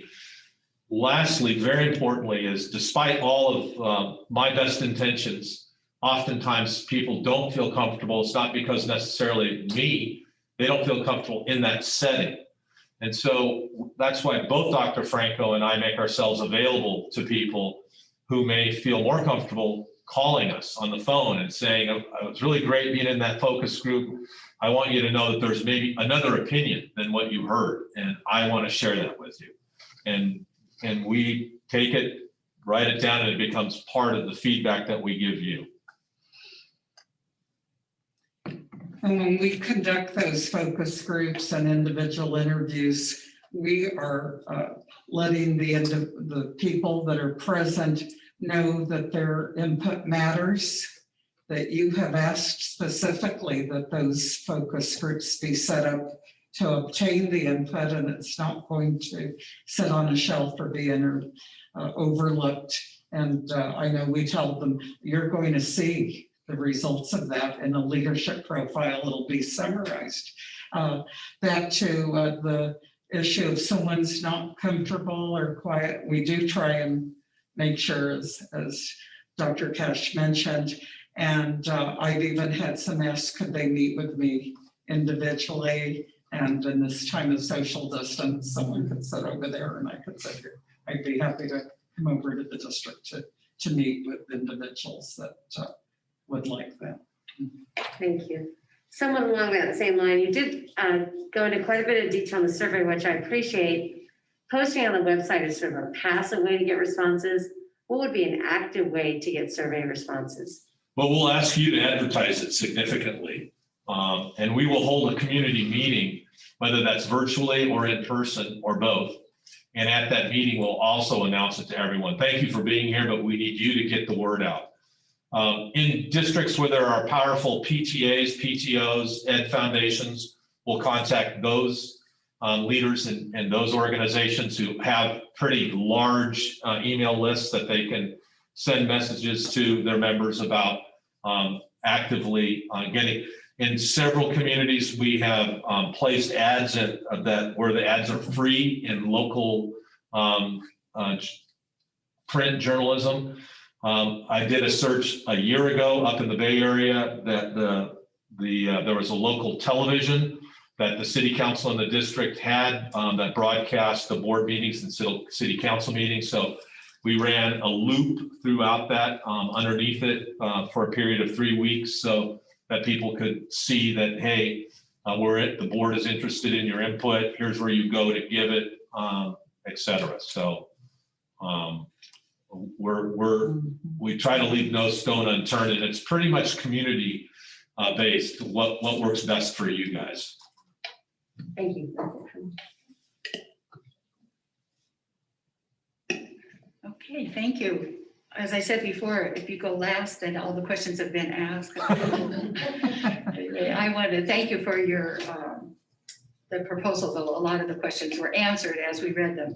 And in fact, I think your presentation answered some that I had jotted down here. I think Joanne was much better at flipping to the question. You must do some attorney work. Yeah, I kept trying to think, wait a minute, they already answered that. Just a few things. On page 5 of your proposal, I don't know if you have that, it's under the select phase. there's a statement in there that says the consultants will conduct a seminar for the board designed to prepare for the candidate interviews. I wonder if you could talk a little bit more about this board seminar. Sure, and that's also very much board determined. It could be anything from here are standard operating procedures when you interview people, because some board members have never had that opportunity. They've never conducted an interview. What can you do legally? What can you not do? What are the kinds of questions and things that you should not be doing during an interview? Which is more of a very kind of surface level, all the way to, as Dr. Franco mentioned, working with the board to develop the questions that they want to ask, why they want to ask those questions, who's going to ask those questions, what kind of answer are you expecting from that? And typically in the question part, what we start with, here's a bank of questions that are good questions for a superintendent interview. So this is a framework for you to start with. Oh, okay, I see. We would want to ask questions around this. This is what the questions look like, but I'd like to ask this a little differently, or special education is really important to me and we need to have a question about special ed. And how would I frame that? What would that look like? And then, so that would be it. So two phases. The first is, how do you conduct an interview so that it's appropriate and legal? And then secondly, what would the interview questions look like that you would want to ask, and why would you want to ask them, and who would want to ask them? And I had mentioned that you can bring your questions that you've been thinking about that you would like to ask. And of course, if everyone can agree to put those together. But you have areas in the district topics that are of great interest and that you want to make sure a candidate can respond to and respond to fully and in a way that you think would be met well in the community and in the schools, working with the staff. And so all of those questions that you want to get at, there are ways to phrase them and get the information that you want.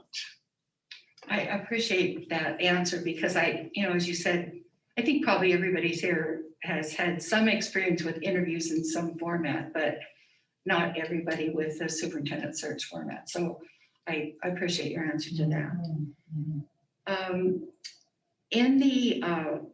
You were talking about extensive background checks, but it sounded like if you did the, like the criminal background check, there was additional charge for that. Is that correct? And that's to pay for a third-party investigator. A company we have used a lot is Baker Eubanks. And pre-COVID, what they would do is they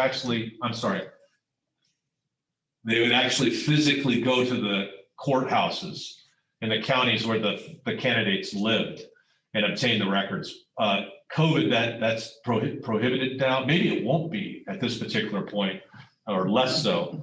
And that's usually around $1,300 per candidate to do that. And it's a very extensive and exhaustive criminal, civil background check. And that information only goes to the board president. And the board president then reports back to board members. There were issues or there were no issues. And if there were issues in relationship to bankruptcy, drunk driving or whatever. So it all comes out, believe me. It sounds like that might be even more extensive than some of the more general criminal background checks, is it? Yeah. So, okay. Yes, and in fact, there are very thorough financial checks. The district is very keen, as all are right now, on fiscal management, good practices. If someone has a bankruptcy in their background, that will come up. And that would be of great interest to you. We mentioned that that confidential report comes to the board president, but in the meeting that we share it at, we'll pass it around so that each of you can go through it. But the decision to do that or not would be up to the board. Yes. Okay. Thank you. Mhm. I appreciated that. I think somewhere I read that you do about 2/3 recruitment and 1/3 self-select, which sounded like a nice combination there. Oh, I do have one other question about your advertising, and I think it was answered a bit because of your website that you said everybody sees and everything goes on. The only two that were mentioned were EdCal and CalSO, which of course are great. And then it said that the advertisement would be in Spanish and English and other languages would be, Korean Additional should cost. certainly be one. but my question is, I would expect the candidates would need to be proficient in English. Why would the advertisement go into Spanish and other languages? That's in there because we've had districts in predominantly Spanish-speaking communities request that the advertisement be in both languages. And when I inquired as to that, well, most likely you will want candidates that are proficient in English. The answer was, we also want to know if they're proficient in Spanish. If they would be multilingual? Yes. Yeah. Okay, good answer. Thank you for that. Let's see, in the first round of interviews with the candidates, do you sit down the interview, observe? We typically are here to assist, at least one of us for sure, to assist and to meet the candidates. Since we've already done pre-screening of those individuals, they've had a chance to meet us, and either on, virtually, and or in some cases it might be in person across the room.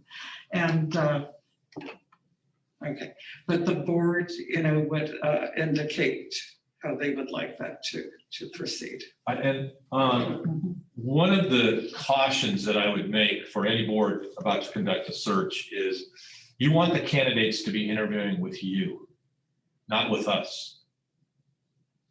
And so sometimes there's not a danger, but there can be the possibility that a candidate is thinking, well, I'm probably not going to get this job, but boy, that Dave Cash now knows how well I can answer those questions. So maybe he'll get me in another search. So we really emphasize, we will sit in the room if the board would like us to do that and help facilitate the interview.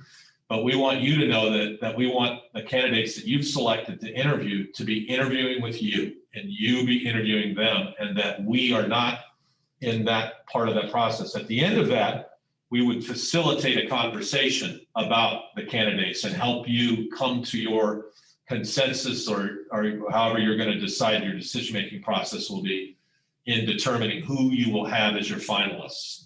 So. Yes, and we usually sit in the back of the room. It is the board and the candidate and so on. And we don't want the candidate looking at us either. So yes, the focus should be on you, the board, and so we're in the back of the room. Okay, thank you.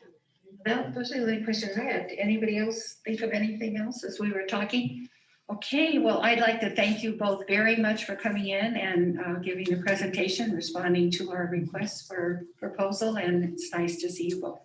It was a pleasure. I just want to add one thing. We were smiley too. I think we were too, but you can't see. I don't know if our eyes were crinkling at all. We need those clear ones where you can see the smile. Absolutely. We should have provided those coming in. Yeah. It was a pleasure. thank you very much. Good luck with your search. Thank you. Whoever gets the job is very lucky. Thank you. I'd like to have a short recess. Could you have, Okay, great, thank you. We're in recess. thank you.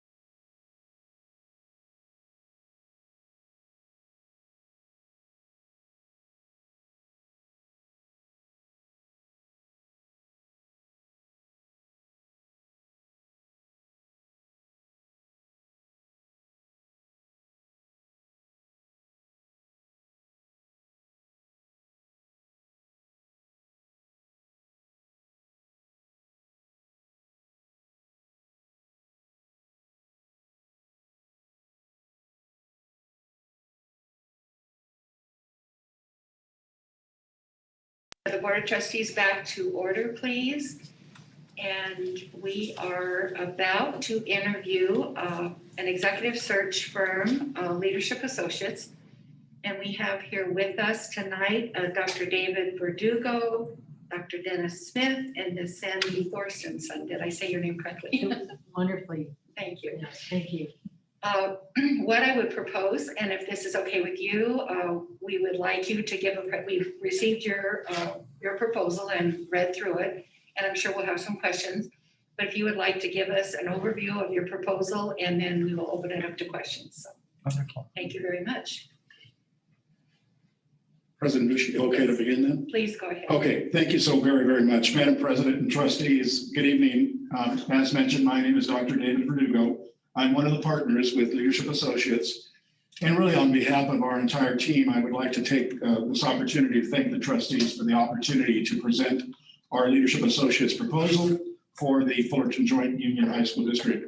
And of course, as Madam President mentioned, answer any questions that you might have this evening. But in addition, I wanted to take just a quick moment to extend our appreciation to Linda for all of the guidance and support that she's provided us previously as we prepared for this.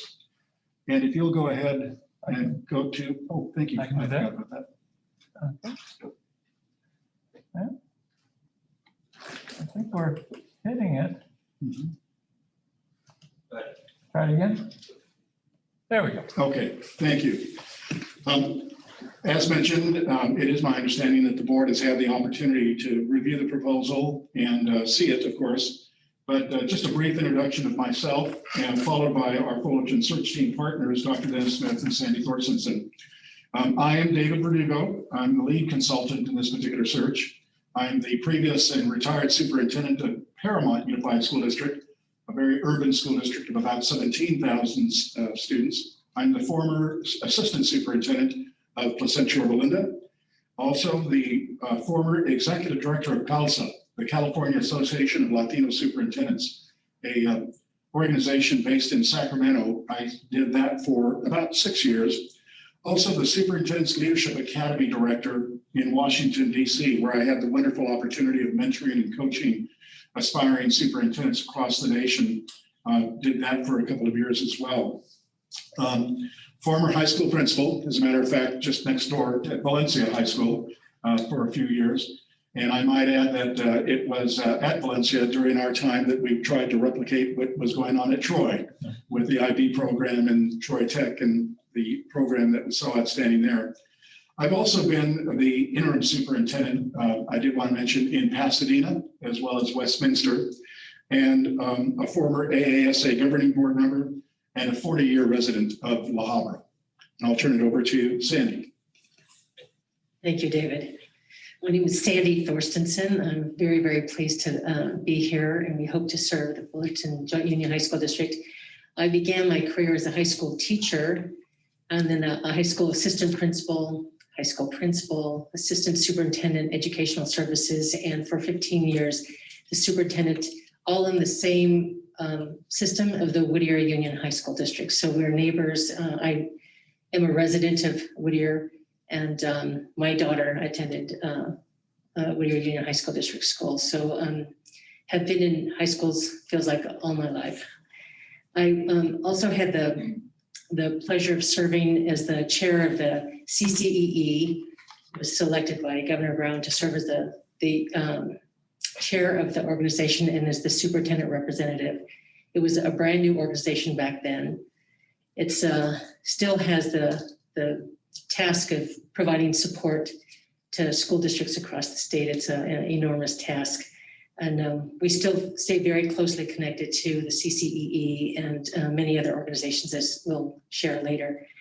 I was also the chair of the Access State Superintendency Council and chair of the California City Soups Association. And we share those connections that we have because we continue to have connections with people across the state through various organizations that we continue to be closely connected with that helps us to identify aspiring superintendents or sitting superintendents who would be a good match for your particular district and your community. Thank you. Dr. Dennis Smith. Thank you. And it's a pleasure to see the board and look just great, and I'm just so pleased to be here.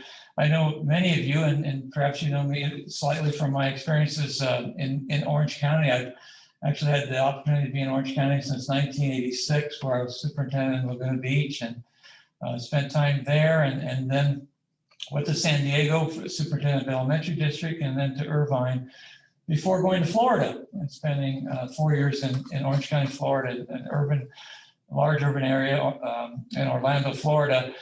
But probably the most enjoyable time I had was the 12 years I finished up in Placentia, Yorba Linda, and had the opportunity to work with so many fine educators and know the history of Fullerton Joint Union High School District. And I know it well from decades and decades, going all the way back to Ken Jones and up to today with Scott Scambry. So you have a rich history, and it's just nice to be here. It feels very much at home. So that's a little bit of who I am, but really more recently in the last 8 to 9 years, I've just been working across the state in terms of board development and working with superintendents and doing executive leadership development, and that's been extraordinarily rewarding.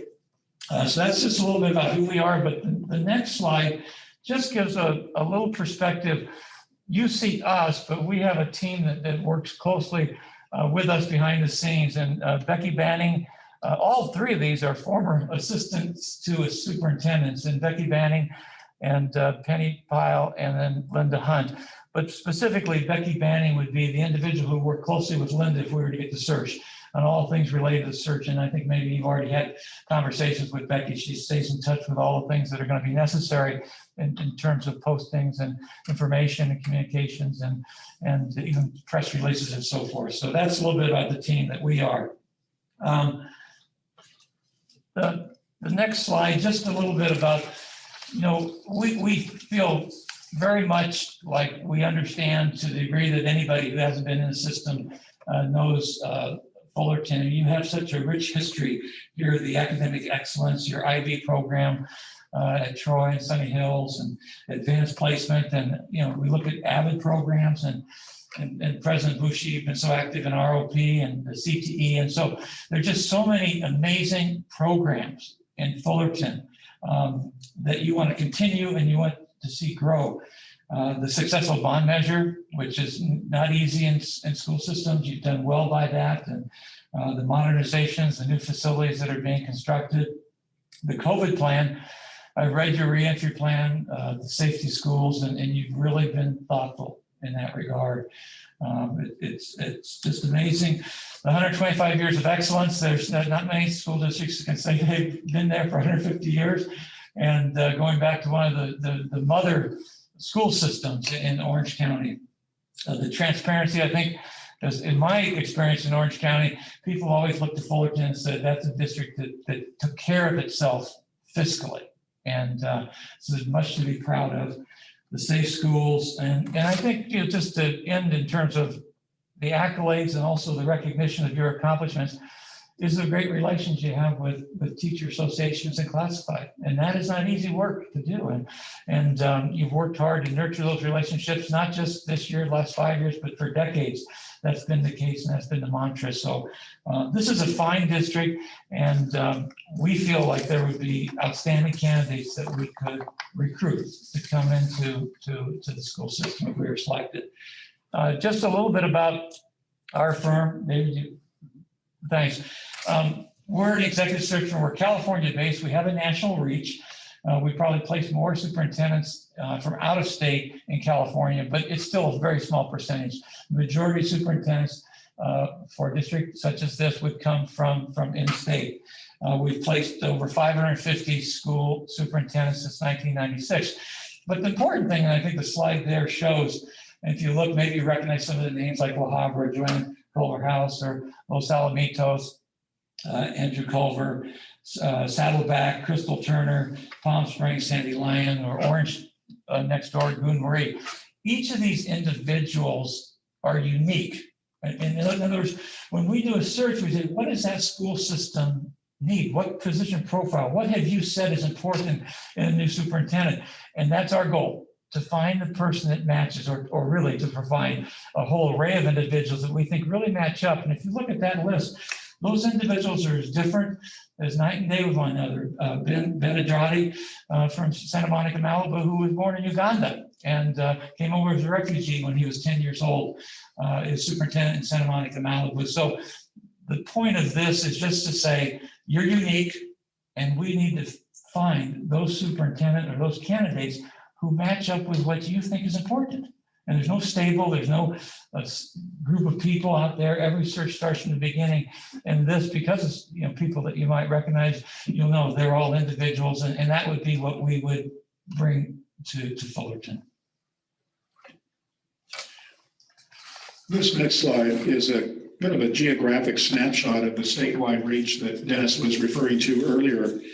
And while each of the searches that Dennis was referring to, he shared with you earlier, particular group of partners, I think the key thing here is that we are a team of partners across the state that will all be supporting Fullerton in one way or another as we run through the process, should we be honored with the opportunity to have this particular search.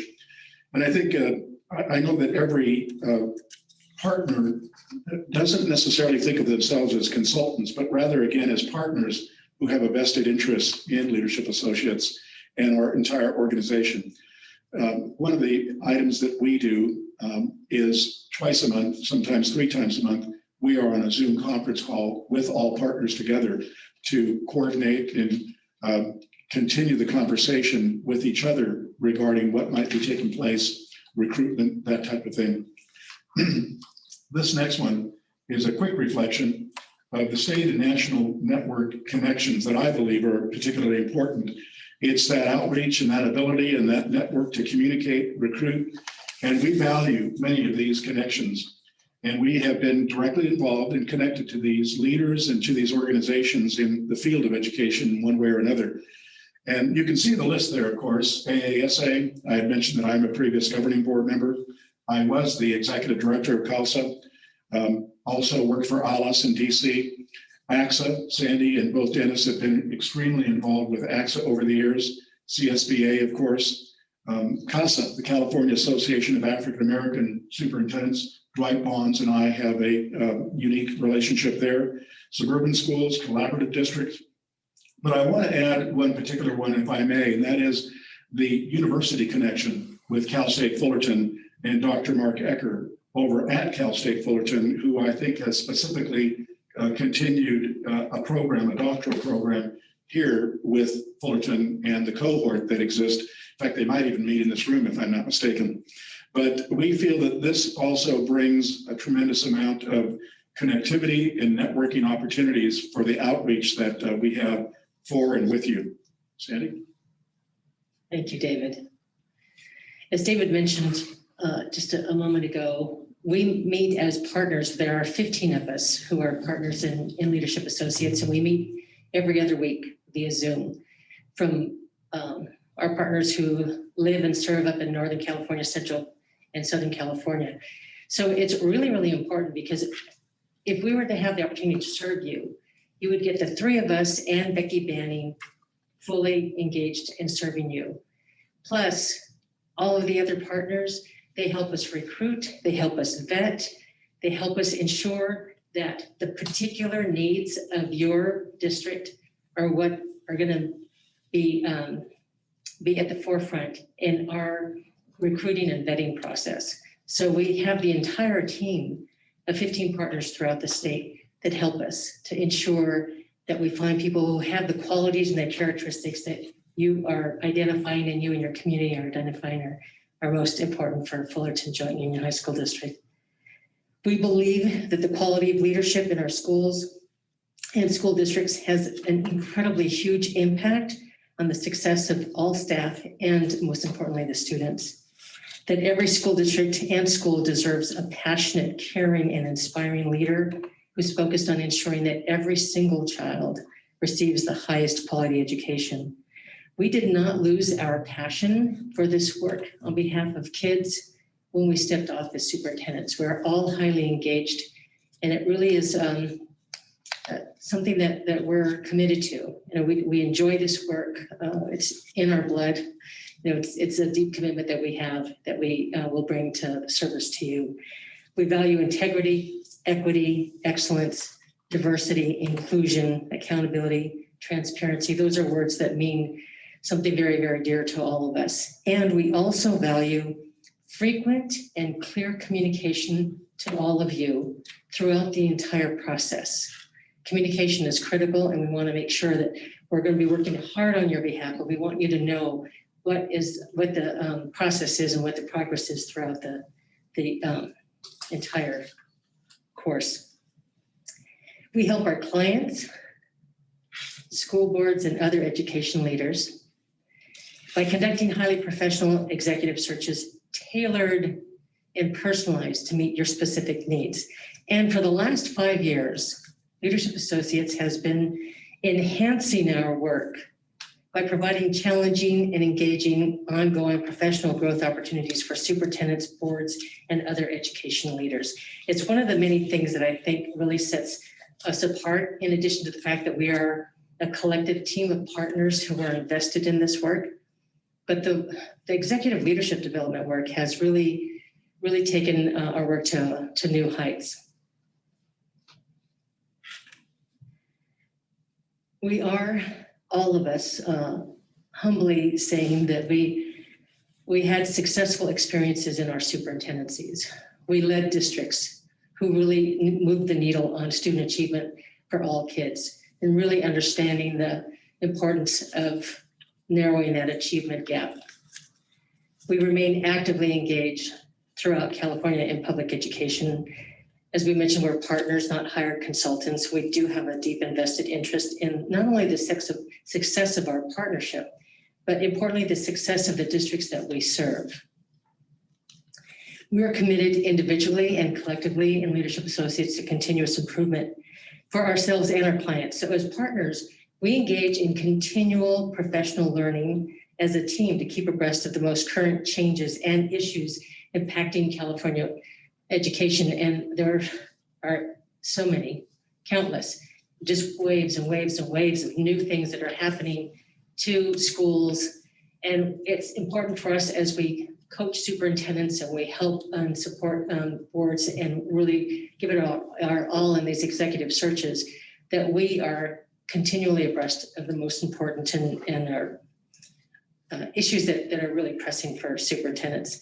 We're able to meet the diverse needs of the schools' populations. And we are, although California-based, because of all the associations we belong to across the whole nation, it does help us to keep in touch with people who are across the country who believe in this work and who would be a good match.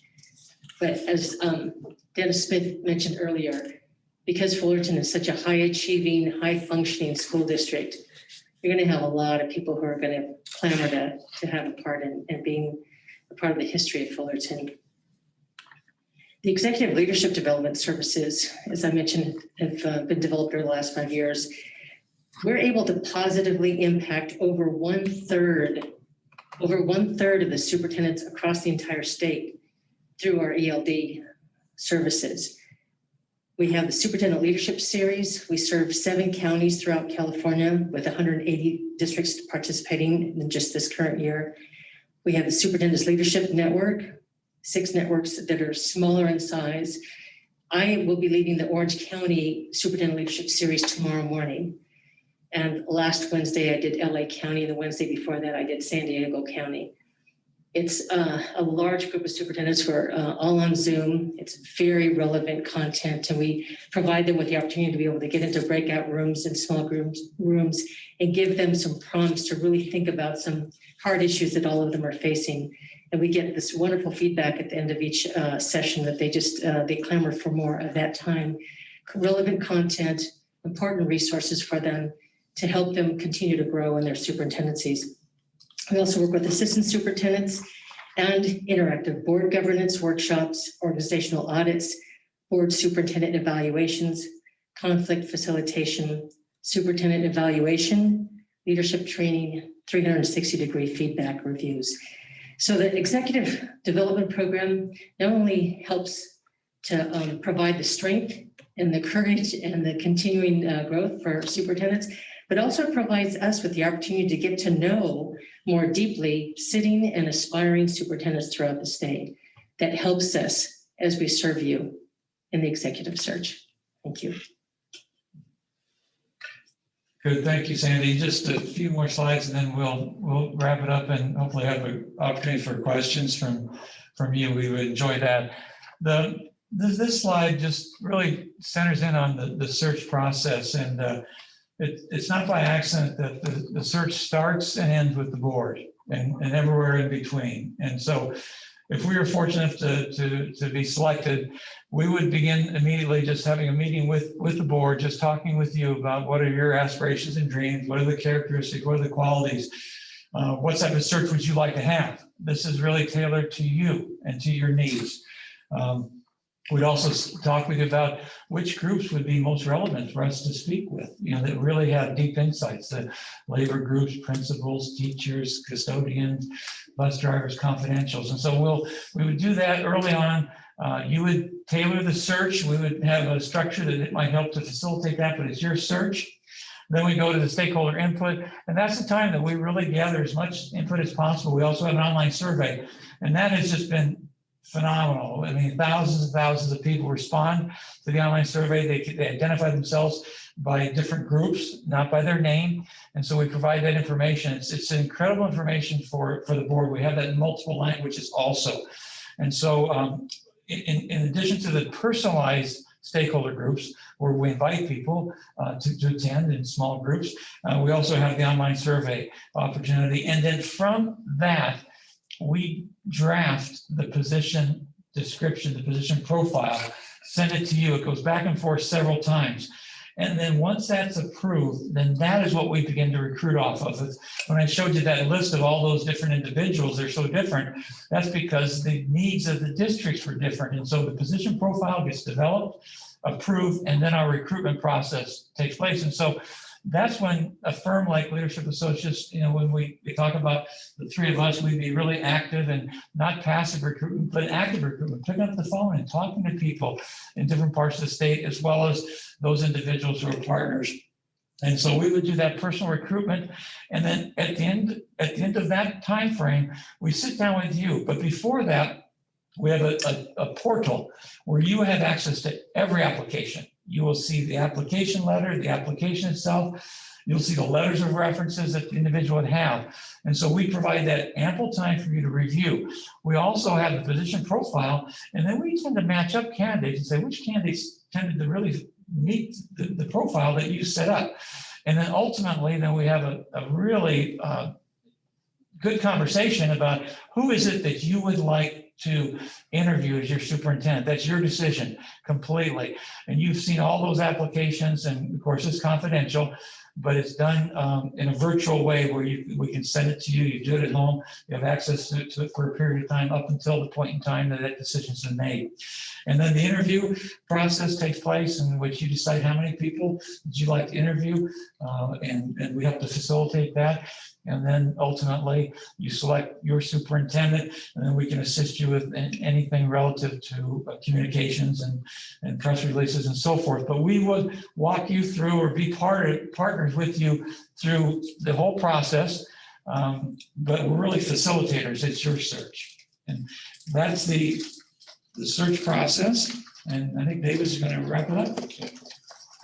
Thank you, Dennis.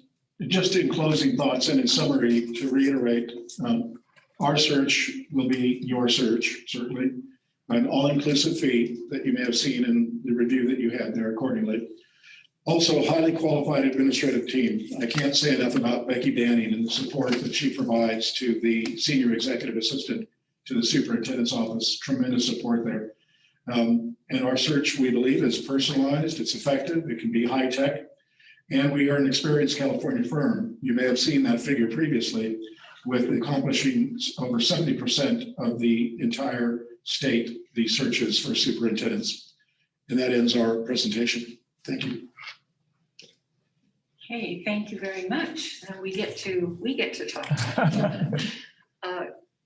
Mr. Jang, Dr. Jang, would you like to start this time again?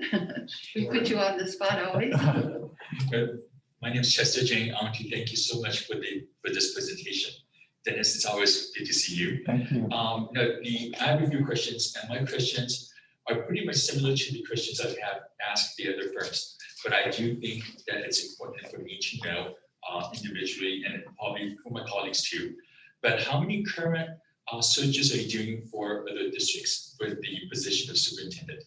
Great question, Doctor. Thank you. I currently am involved in 2 searches, and they are nearing the ending process of those. And it's a question that we often ask ourselves internally as well. How many searches do you have? What's the volume, for example? But I particularly am on 2. I also have 2. I will be concluding Moreland Elementary District, which is in the San Jose area, and we conclude with the interviews this coming weekend. The other one is West Contra Costa that I'm serving on, and that'll be completed the following weekend.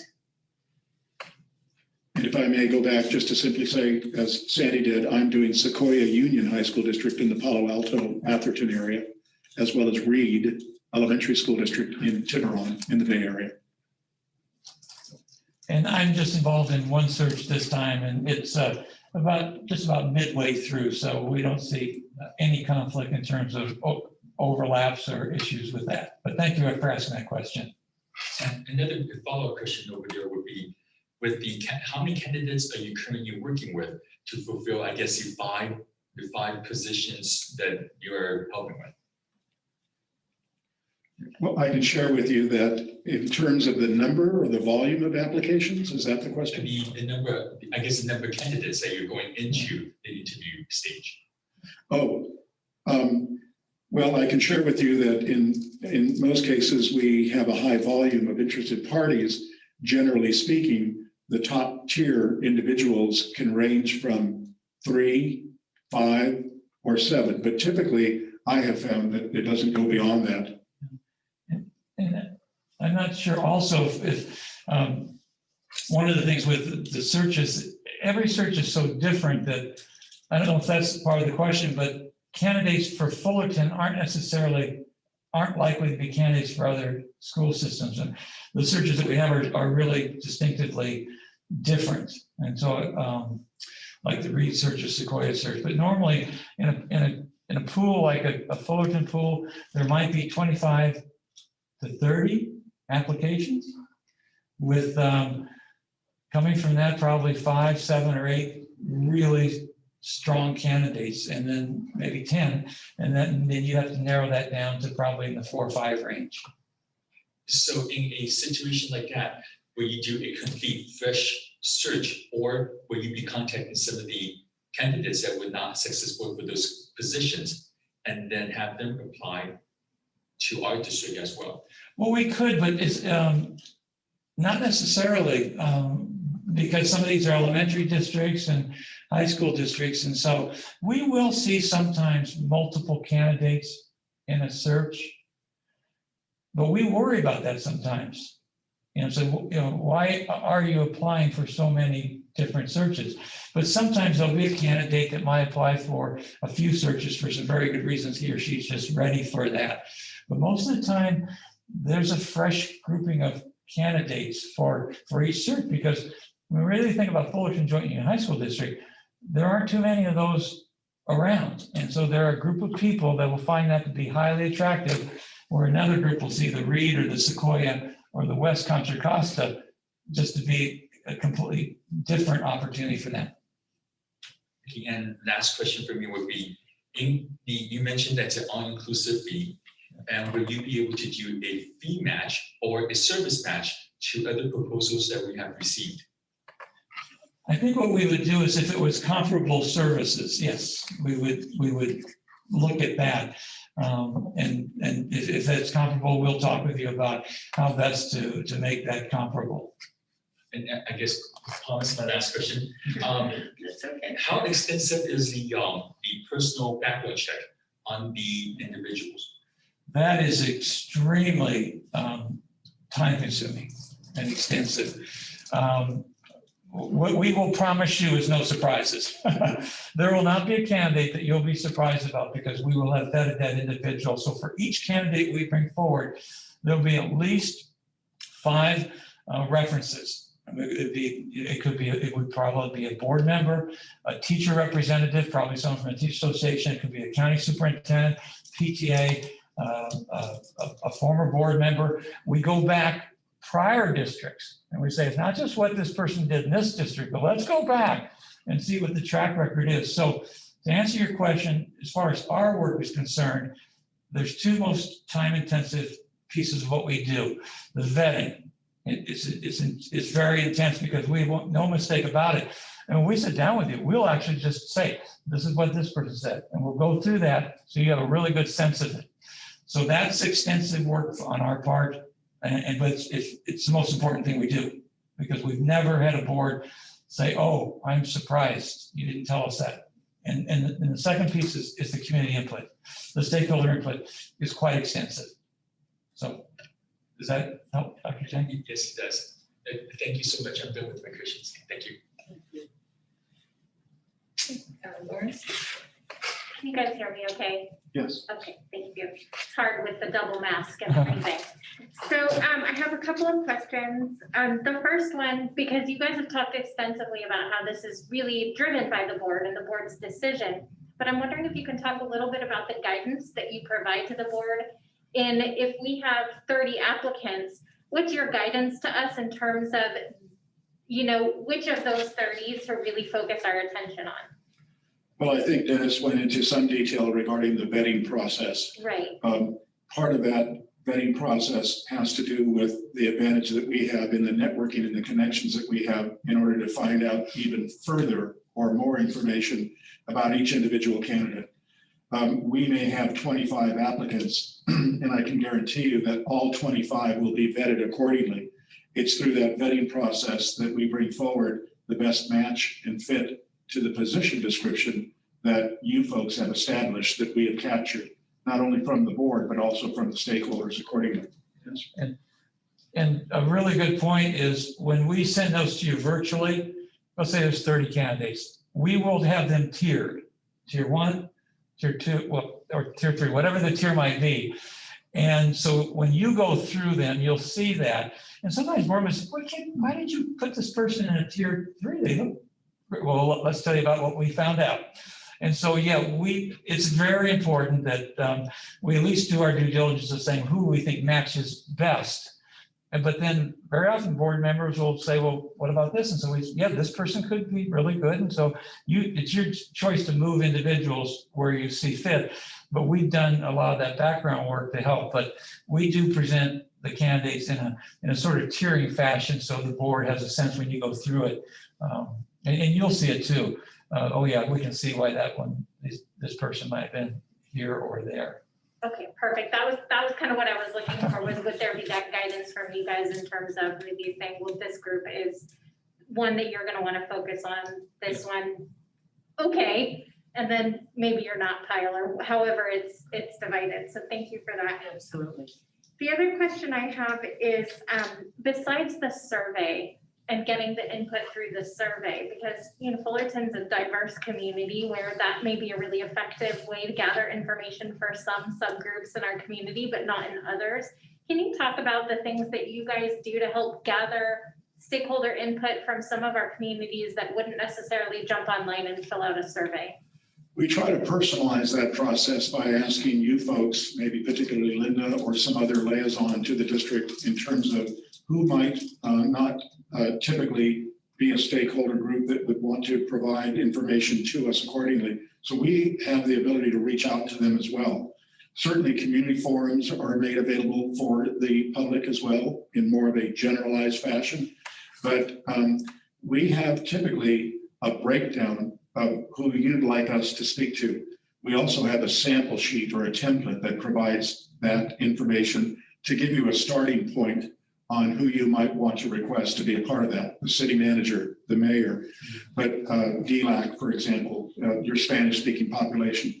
The fact is that you serve various cities, Buena Park, La Habra, Lowell Joint, La Habra Heights, so on and so forth. And so that is really particularly important. But that time, as Dennis mentioned, is also very comprehensive in that if it takes 4 days to do that, and we make it user-friendly for them via Zoom or telephonic, or as we're moving forward to some normalcy, the opportunity such as this session to have a personal opportunity to speak to. So I hope that answers that question. Yes,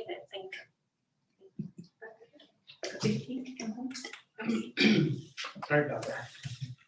I can leave this off. I was just gonna ask, when you're vetting all the candidates, do you do a criminal background check at all, or you just do your references? We do have a question on our application that refers to any prior convictions and so on. And we do Litigation. any litigation, that type of thing. And of course, there is a portion of that application process that declares that they are in fact truthful to that. We have done some criminal checks over the years past, and we've also done some financial checks accordingly. But that's when we get triggered, or there's a catalyst to that question that we want to ask a little bit more and a little bit more and find out a little bit more. So we are prepared to do that, but that might not be the normal process. We also do a Google search. A Google search on each of the candidates just to see if there's anything that has come up in their past that we want to ask them about. You know, if there was some fraud that had happened in the district, then we can ask specifically, tell us what happened there. So we can be prepared to give you details on each of the candidates and more detail on the top tier that are really the best match. Including a question there that asks them, are we provided the opportunity to go beyond what they have given us in terms of letters of recommendation, as well as references? And if it's a checked off no, that's obviously a signal that there might be something hidden in the past there. Thank you. Thank you. I'll yield back to you. Okay. Hi, I'm Joanne Foley. Thank you so much for being here tonight. I'm also double masked, so if something's not clear, please let me know. I'm going to ask a question that my colleagues has asked others. What if we have a potential internal candidate that is a standout? How would you handle that? Yeah. In our first meeting, we would ask that question. Is there a strong internal candidate? All that tells us is that the board thinks highly of this candidate, but you want to go through a search process and validate that person and affirm that individual. That list that went up there, I think there were 2 internal candidates, Los Alamitos and Orange. And the same thing, we have an internal candidate, but we want to look at all the candidates that are available. And so we treat that candidate like we would any other candidate. You know, you have to fill out the applications, we do all the vetting, we go through the same procedures because we want to tell you, this is what we've determined and found out about this candidate, along with all the other candidates. So internal candidates it's not uncommon to have one in a search such as this. Thank you. Also, our board president has many years of experience on the board. The rest of us are relative newcomers, not necessarily newcomers to education or hiring in different capacities or making executive type decisions, but new to serving in this, relatively new and serving in this role. What piece of advice would you give us as we look to hire a firm?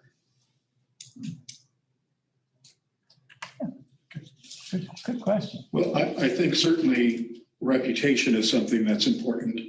I know this might sound a little pretentious, but the people around me are just some of the finest superintendents that I've ever encountered as partners and as colleagues.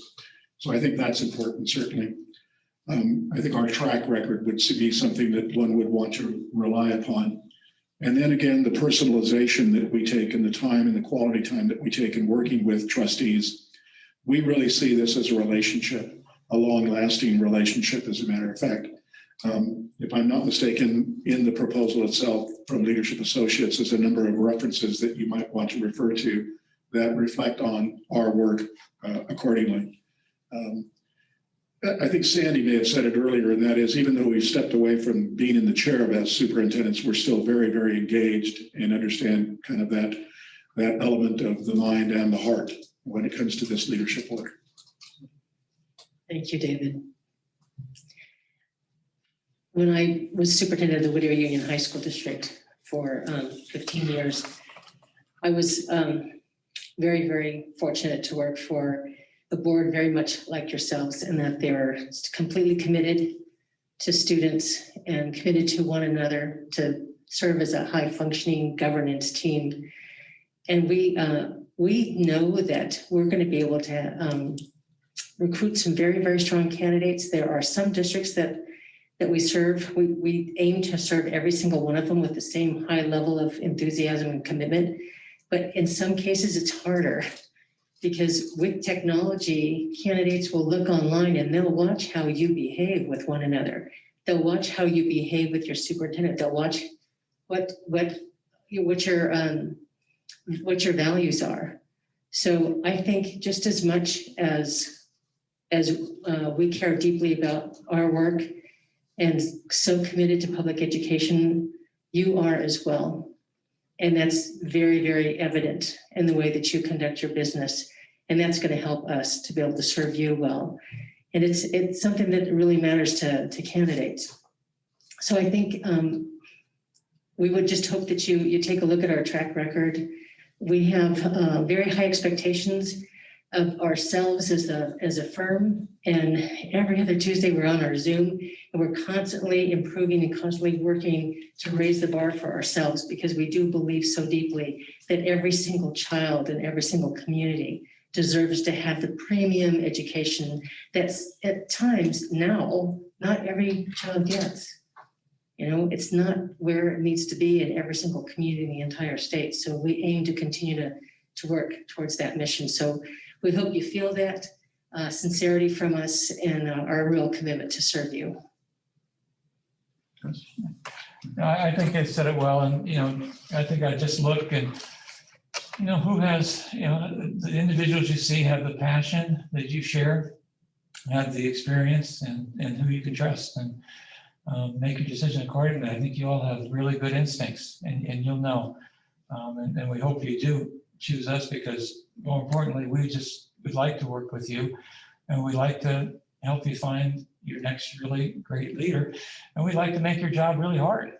Nothing would be better than to make that a very, very difficult decision, and that will be our goal. How do you ensure, you mentioned, for example, community groups at one point, how do you ensure that when you're meeting with a group virtually or maybe in person, success and not allowing one person or two people to dominate and the others to just sort of hang back? Well, I think we really allow some quality time, first of all, in the format that we provide or set up, the schedule, if you will. If we think that 45 minutes is enough time accordingly, and typically it is, we are able to capture everyone's thoughts. And we try to create our own, what I might call invisible internal norms of allowing people to answer the questions that we are trying to get from them, the responses, that is, the respondents. So that is really a matter of organizing accordingly, making sure that we're allowing enough time, making sure that you know what groups we are going to be expected to speak to. I would say that we circle back as well. The opportunity for us very often is that if we miss somebody or if there's a scheduling issue, we reset that for another day. And it may not be in the sequence of days that we are here. It might be another off day, if you will. And then I know that all three of us have very often said, here's our email address and here's our cell phone number to allow that individual or those groups of individuals to contact us accordingly for better insight on the district. And Trustee Foley, the most interesting thing is when the email comes out, it comes under your signature from the board. The board is really interested in talking with you, meeting with the consultants to find out what you think is important, the qualities of the new superintendent, whether it goes to principals, it goes to cabinet, it goes to ELAC or DLAC or whatever. And these individuals come ready to share. They really do. Now, sometimes we'll find a little domination here and there, but we can kind of move through that. They come and they want to talk about what they think is important in the superintendent. We also ask them this question: what do you think are the strengths of Fullerton Joint Union? And what are the challenges that this district is facing and that this new superintendent will face? Fascinating. And so what we provide to you, we give you a verbatim.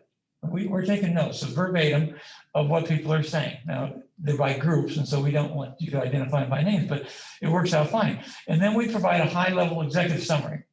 And we can share some examples of that in which we then sort of summarize what we heard groups say, but you get to validate that in actually seeing it. So at the end of the day, that stakeholder input, and sometimes it could be 40, 50 pages, and then you get that, provides the board, you with great information, validates, and sometimes surprises, and sometimes you might say, oh, is that really what people think? But for the most part, people come ready to share, and they come with a good spirit and a good heart. They really do. And so we found, for us, when we do that, we really find out what type of leader we think is important. When you talk to all those people, you get a sense, and there'll be themes that come forward. And so that's how we do it. We think we were able to do that pretty effectively, and then you'll get information that will help you make your decisions too. And that community input also helps to develop the position description that then you will have the draft of, and then you'll have the opportunity to be able to make whatever final changes you'd like to make. That document then is a recruiting document, because we want to make sure that people are not applying for this position if they don't have the same values, if they don't have the same experience level or the characteristics that the board and the community is requesting. During that community input, it's vital information that really helps us in the recruiting process. The other thing that's very valuable about that is that position description and the input from the community is importantly shared with you, but also whoever it is that you select as your new leader, we provide all of that extensive documentation to the new leader, which is an incredible asset for the new person coming in to know what the board and the community believes are the strengths and the challenges and what they expect of their new superintendent. What do they value in a leader, so that they know this is what's expected of me right off the bat. It's an extremely important process and a wonderful document that will not only inform you as the board, but also your new leader. And finally, it can be an excellent roadmap or almost a mini strategic plan with regards to the first 90 days or 100 days. Thank you. Follow up on that. How do you support languages other than English during the focus groups? I believe we have Mandarin, Vietnamese, Vietnamese, Spanish. Is Korean an option? Typically, if there is a need for a foreign language other than the list that Dennis and I were just trying to share, we would work in conjunction with the school district to create that template or that opportunity, and particularly, obviously, that survey. If there is a need for translation in Vietnamese, for example, there would be a reliance on the district to have a translator accordingly to provide that service or assistance. All right, so those Mandarin, Spanish, Vietnamese, and English. and English for I'll call them in person, but they could be Zoom or, Yeah, correct. And then the survey, same languages. Correct, other than the Vietnamese other than the Korean that you mentioned. I'm sorry, Joanne. Right, Korean would be something that we would need to figure out. Yes. Yes. Okay. Yeah. And I think that's it for me. We certainly want to make sure that every single person, staff member, community member, parent, everyone, student voice is incredibly important, especially in the high school district, that everyone's voice will be valued and heard. So we'll make that happen. We'll make sure that everybody feels comfortable. Thank you. Okay. I said before, when you're last, all the questions have already been asked almost. So this is a good thing. I guess we're all the same wavelength. That's a good idea. That's a good selling point for the board, right? I do have a couple of comments or questions. In the letter that accompanied the proposal, it refers to, let's see, as all phases of the search in a visual format. And the situation we've all been in, it sounds as if you've used mostly the virtual extensively. We felt it was important that we interview in person. interview you in person. And there will be other parts of the process that I would think would be more valuable if it's a face-to-face rather than online, although we're certainly making good use of the virtual. Would you comment on that a little bit? Yeah, we tend to agree. Yeah, we all, before, March of last year, we did it all in person. And I think our point there is, since then, we've done every phase of a search virtually. We've done some searches where parts of it have been virtual, parts in person, all of it's been in person, or all of it's been virtual. So I think what we would do, we just rely on you. How would you like to see that occur? The interviews, we've done interviews that were all virtual. We don't think that's necessarily the best way. So we prefer the face-to-face, but we want to rely and be respectful of the board and the community.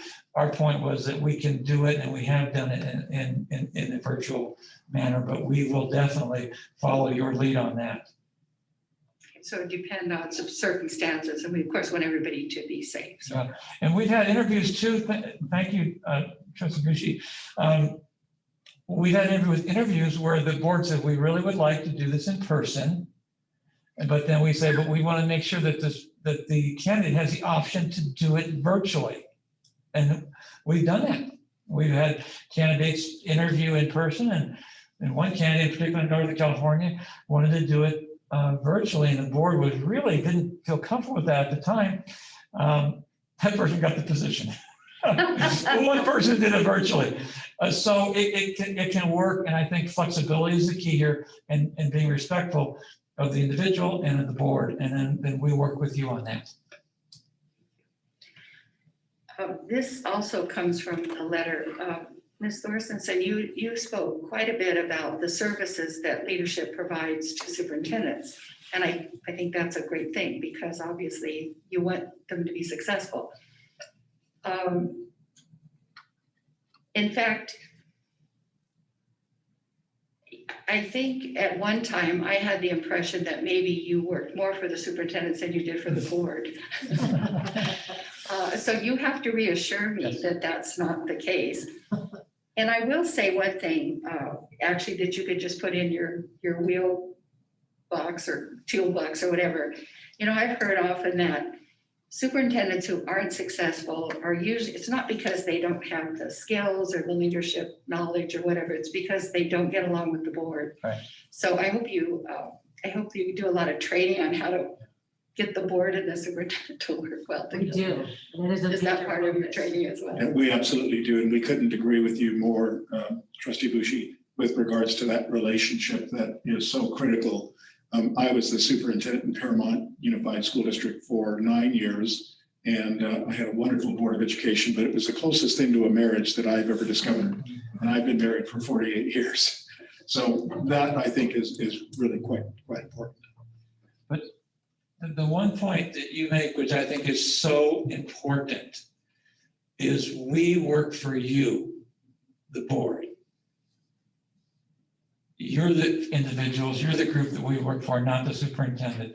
We recruit the superintendent. We have to be on good working relations to be able to recruit those individuals. But we follow your direction, we work on your behalf, and that's from the beginning to the end.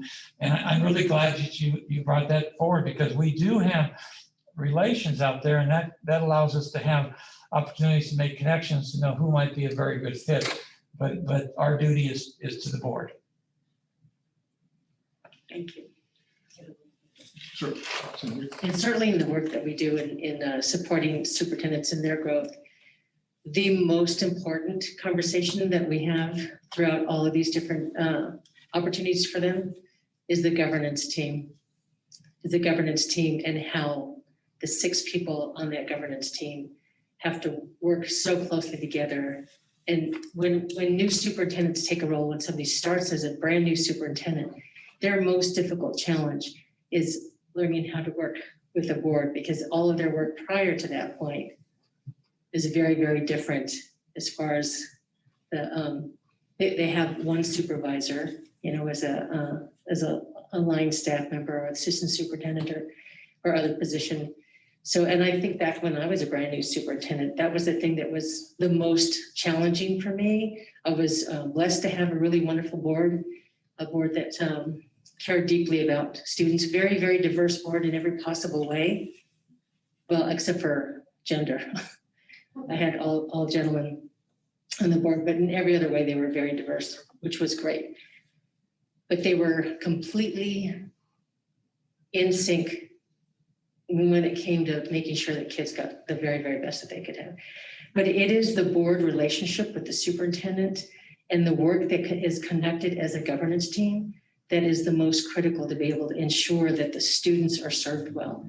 So it is the topic that we work on the most through all of our training. And we also have, as Dennis certainly has done such a beautiful job, in just board governance workshops, board workshops. And it's, if a superintendent is growing and doing a really good job, then they are ensuring that their board is served well and that their students are then served well.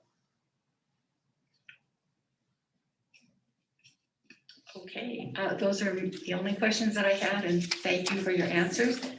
I don't see anyone else waving their hands here. We would all like to thank you for being here this evening and giving us such a wonderful presentation. Thank you so much. Thank you very, very much. Thank you. Pleasure. Pleasure. Thank you so much.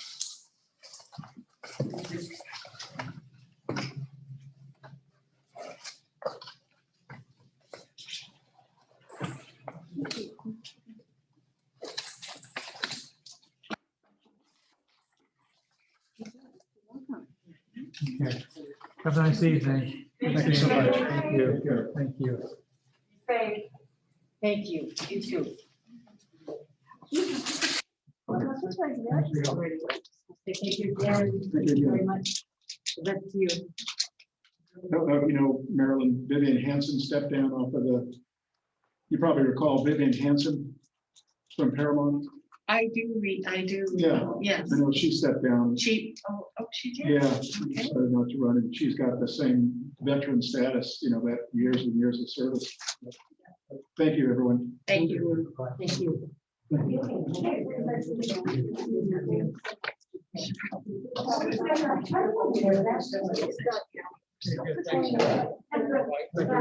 Yeah, that's okay. Okay, we're still, we didn't do a recess, so, okay. Now, I was sitting here trying to think, what's the best way to do this? Whether we should do like an initial straw poll and then talk and see whether we can change opinions if we need to. What do you think about that? Shall we do that? Okay, and what I was thinking, think for a minute, you're 1, 2, 3. And I'm going to ask you to tell me, and I'm going to report it because there are people listening. And then we'll look whether we see any concurrence and where we go from there. Okay? Does that sound okay to everybody? Okay. Do you want to write it down and hand it to you, or just record it out? Write it down, and then I'll have you tell me, and I'll have a little chart here, okay?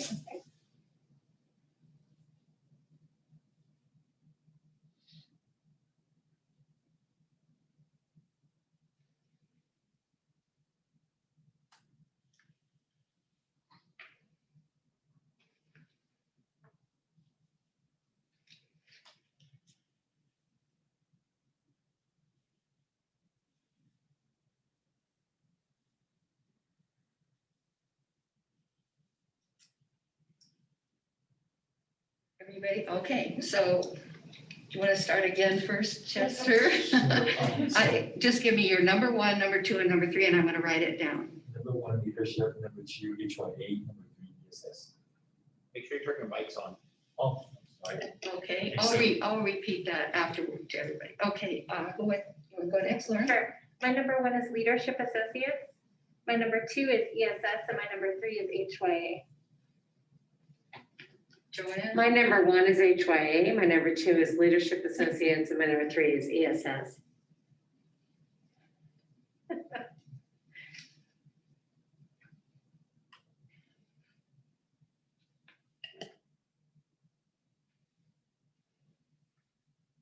Vicki.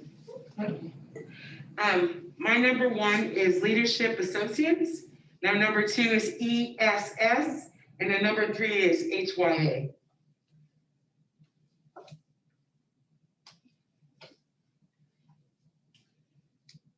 Okay. So should I repeat that for the people that are, okay. Oh, and I didn't say mine. I have leadership, ESS, and HYA in that order. Okay, Lauren was leadership, ESS, and HYA. Chester was leadership, HYA, and ESS. Is that right? I had some letters on. And Joanne was HYA, leadership, ESS. Vicki, leadership, ESS, and HYA. So at this point, there are actually 4 people for leadership. Well, I would like to say that I thought all 3 were terrific. All really good choices. They have different strengths. I am absolutely comfortable going with leadership. And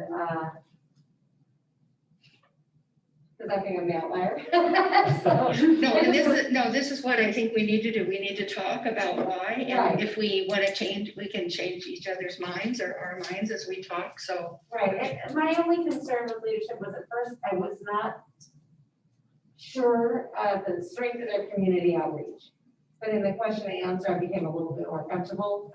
And I do know that I can tell that they seem like very easy people to work with, that they would have our best interests at heart. And so I am absolutely fine with going along with my colleagues and saying leadership is the number 1. Fine with me. And I think what you said as part of your presentation, that I was sitting here after all 3 had made their proposal, and I thought, how in the world am I going to pick one as number 1? Because I thought, we really have top search firms that have presented to us this evening. And I'm really grateful that they speak so highly of the district. I think they all would be working to bring us the best candidates they possibly could. Well, I forgot to have on my mic, and so I don't, just for the record, I want to say that I had a tough choice, I'm glad to go with leadership, and, oops, sorry, Mike. And then that my initial concern was their community outreach, but in the question and answer, I felt more reassured. So I just want to repeat that since I wasn't on mic before, sorry about that. And before in just reading the applications, I had a different order. We just kind of, I don't know whether the rest of you did it, but I came here thinking, okay, I know where I'm gonna go. But I think they're all great and all good people. So I hate to tell 2 of them that we can't. So is this where we go? And you have any reservations, anything we need to follow up on? Chester, you're thinking of something? May I make a suggestion? You can. So for leadership associates, I do like them, and they're ranked number 1 for me. But I would like to see if we could add a criminal background check. Kind of like what Dr. Cajon was saying, in her comment to them, and I would like to see that added in there. I think that we could certainly suggest that, and I know when they do the biggie one, we probably have to pay, but it'd be worth it if there was any issue. Yeah, honestly, you all were great with your questions. I mean, it was interesting how we all seemed to coalesce around, similar thoughts or things we saw that needed to be clarified. And so, and I think you heard, as I think I told you, this isn't rocket science. They all pretty much do the same process. It's just whether we connect with the people and whether we feel like, they all work very, very hard for us. So, okay. Any other comments you want to make? Vicki, is this going to be fun here? This new gal here. This has been a learning experience, and I want to say thank you to each one of you because it's so new to me, everything. And thank you very much. It's my first time going through this process, and you guys are fearless leaders, so thank you. Well, and to those people who have, I don't know how many we have listening, probably not as many as we've had of you, but we certainly will be going to the community and asking for their help and their support and their input, because how everybody in our community, our schools, our students feel about the successor superintendent. I think is very, very important about everything that we do from now on. So, okay, with that, I think we have nothing else on the agenda. Is that correct, Mrs. Carter? And I want to thank you for setting this up, and Winston for keeping us on track as always. Appreciate it so much. And with that, we will adjourn the meeting. Thank you.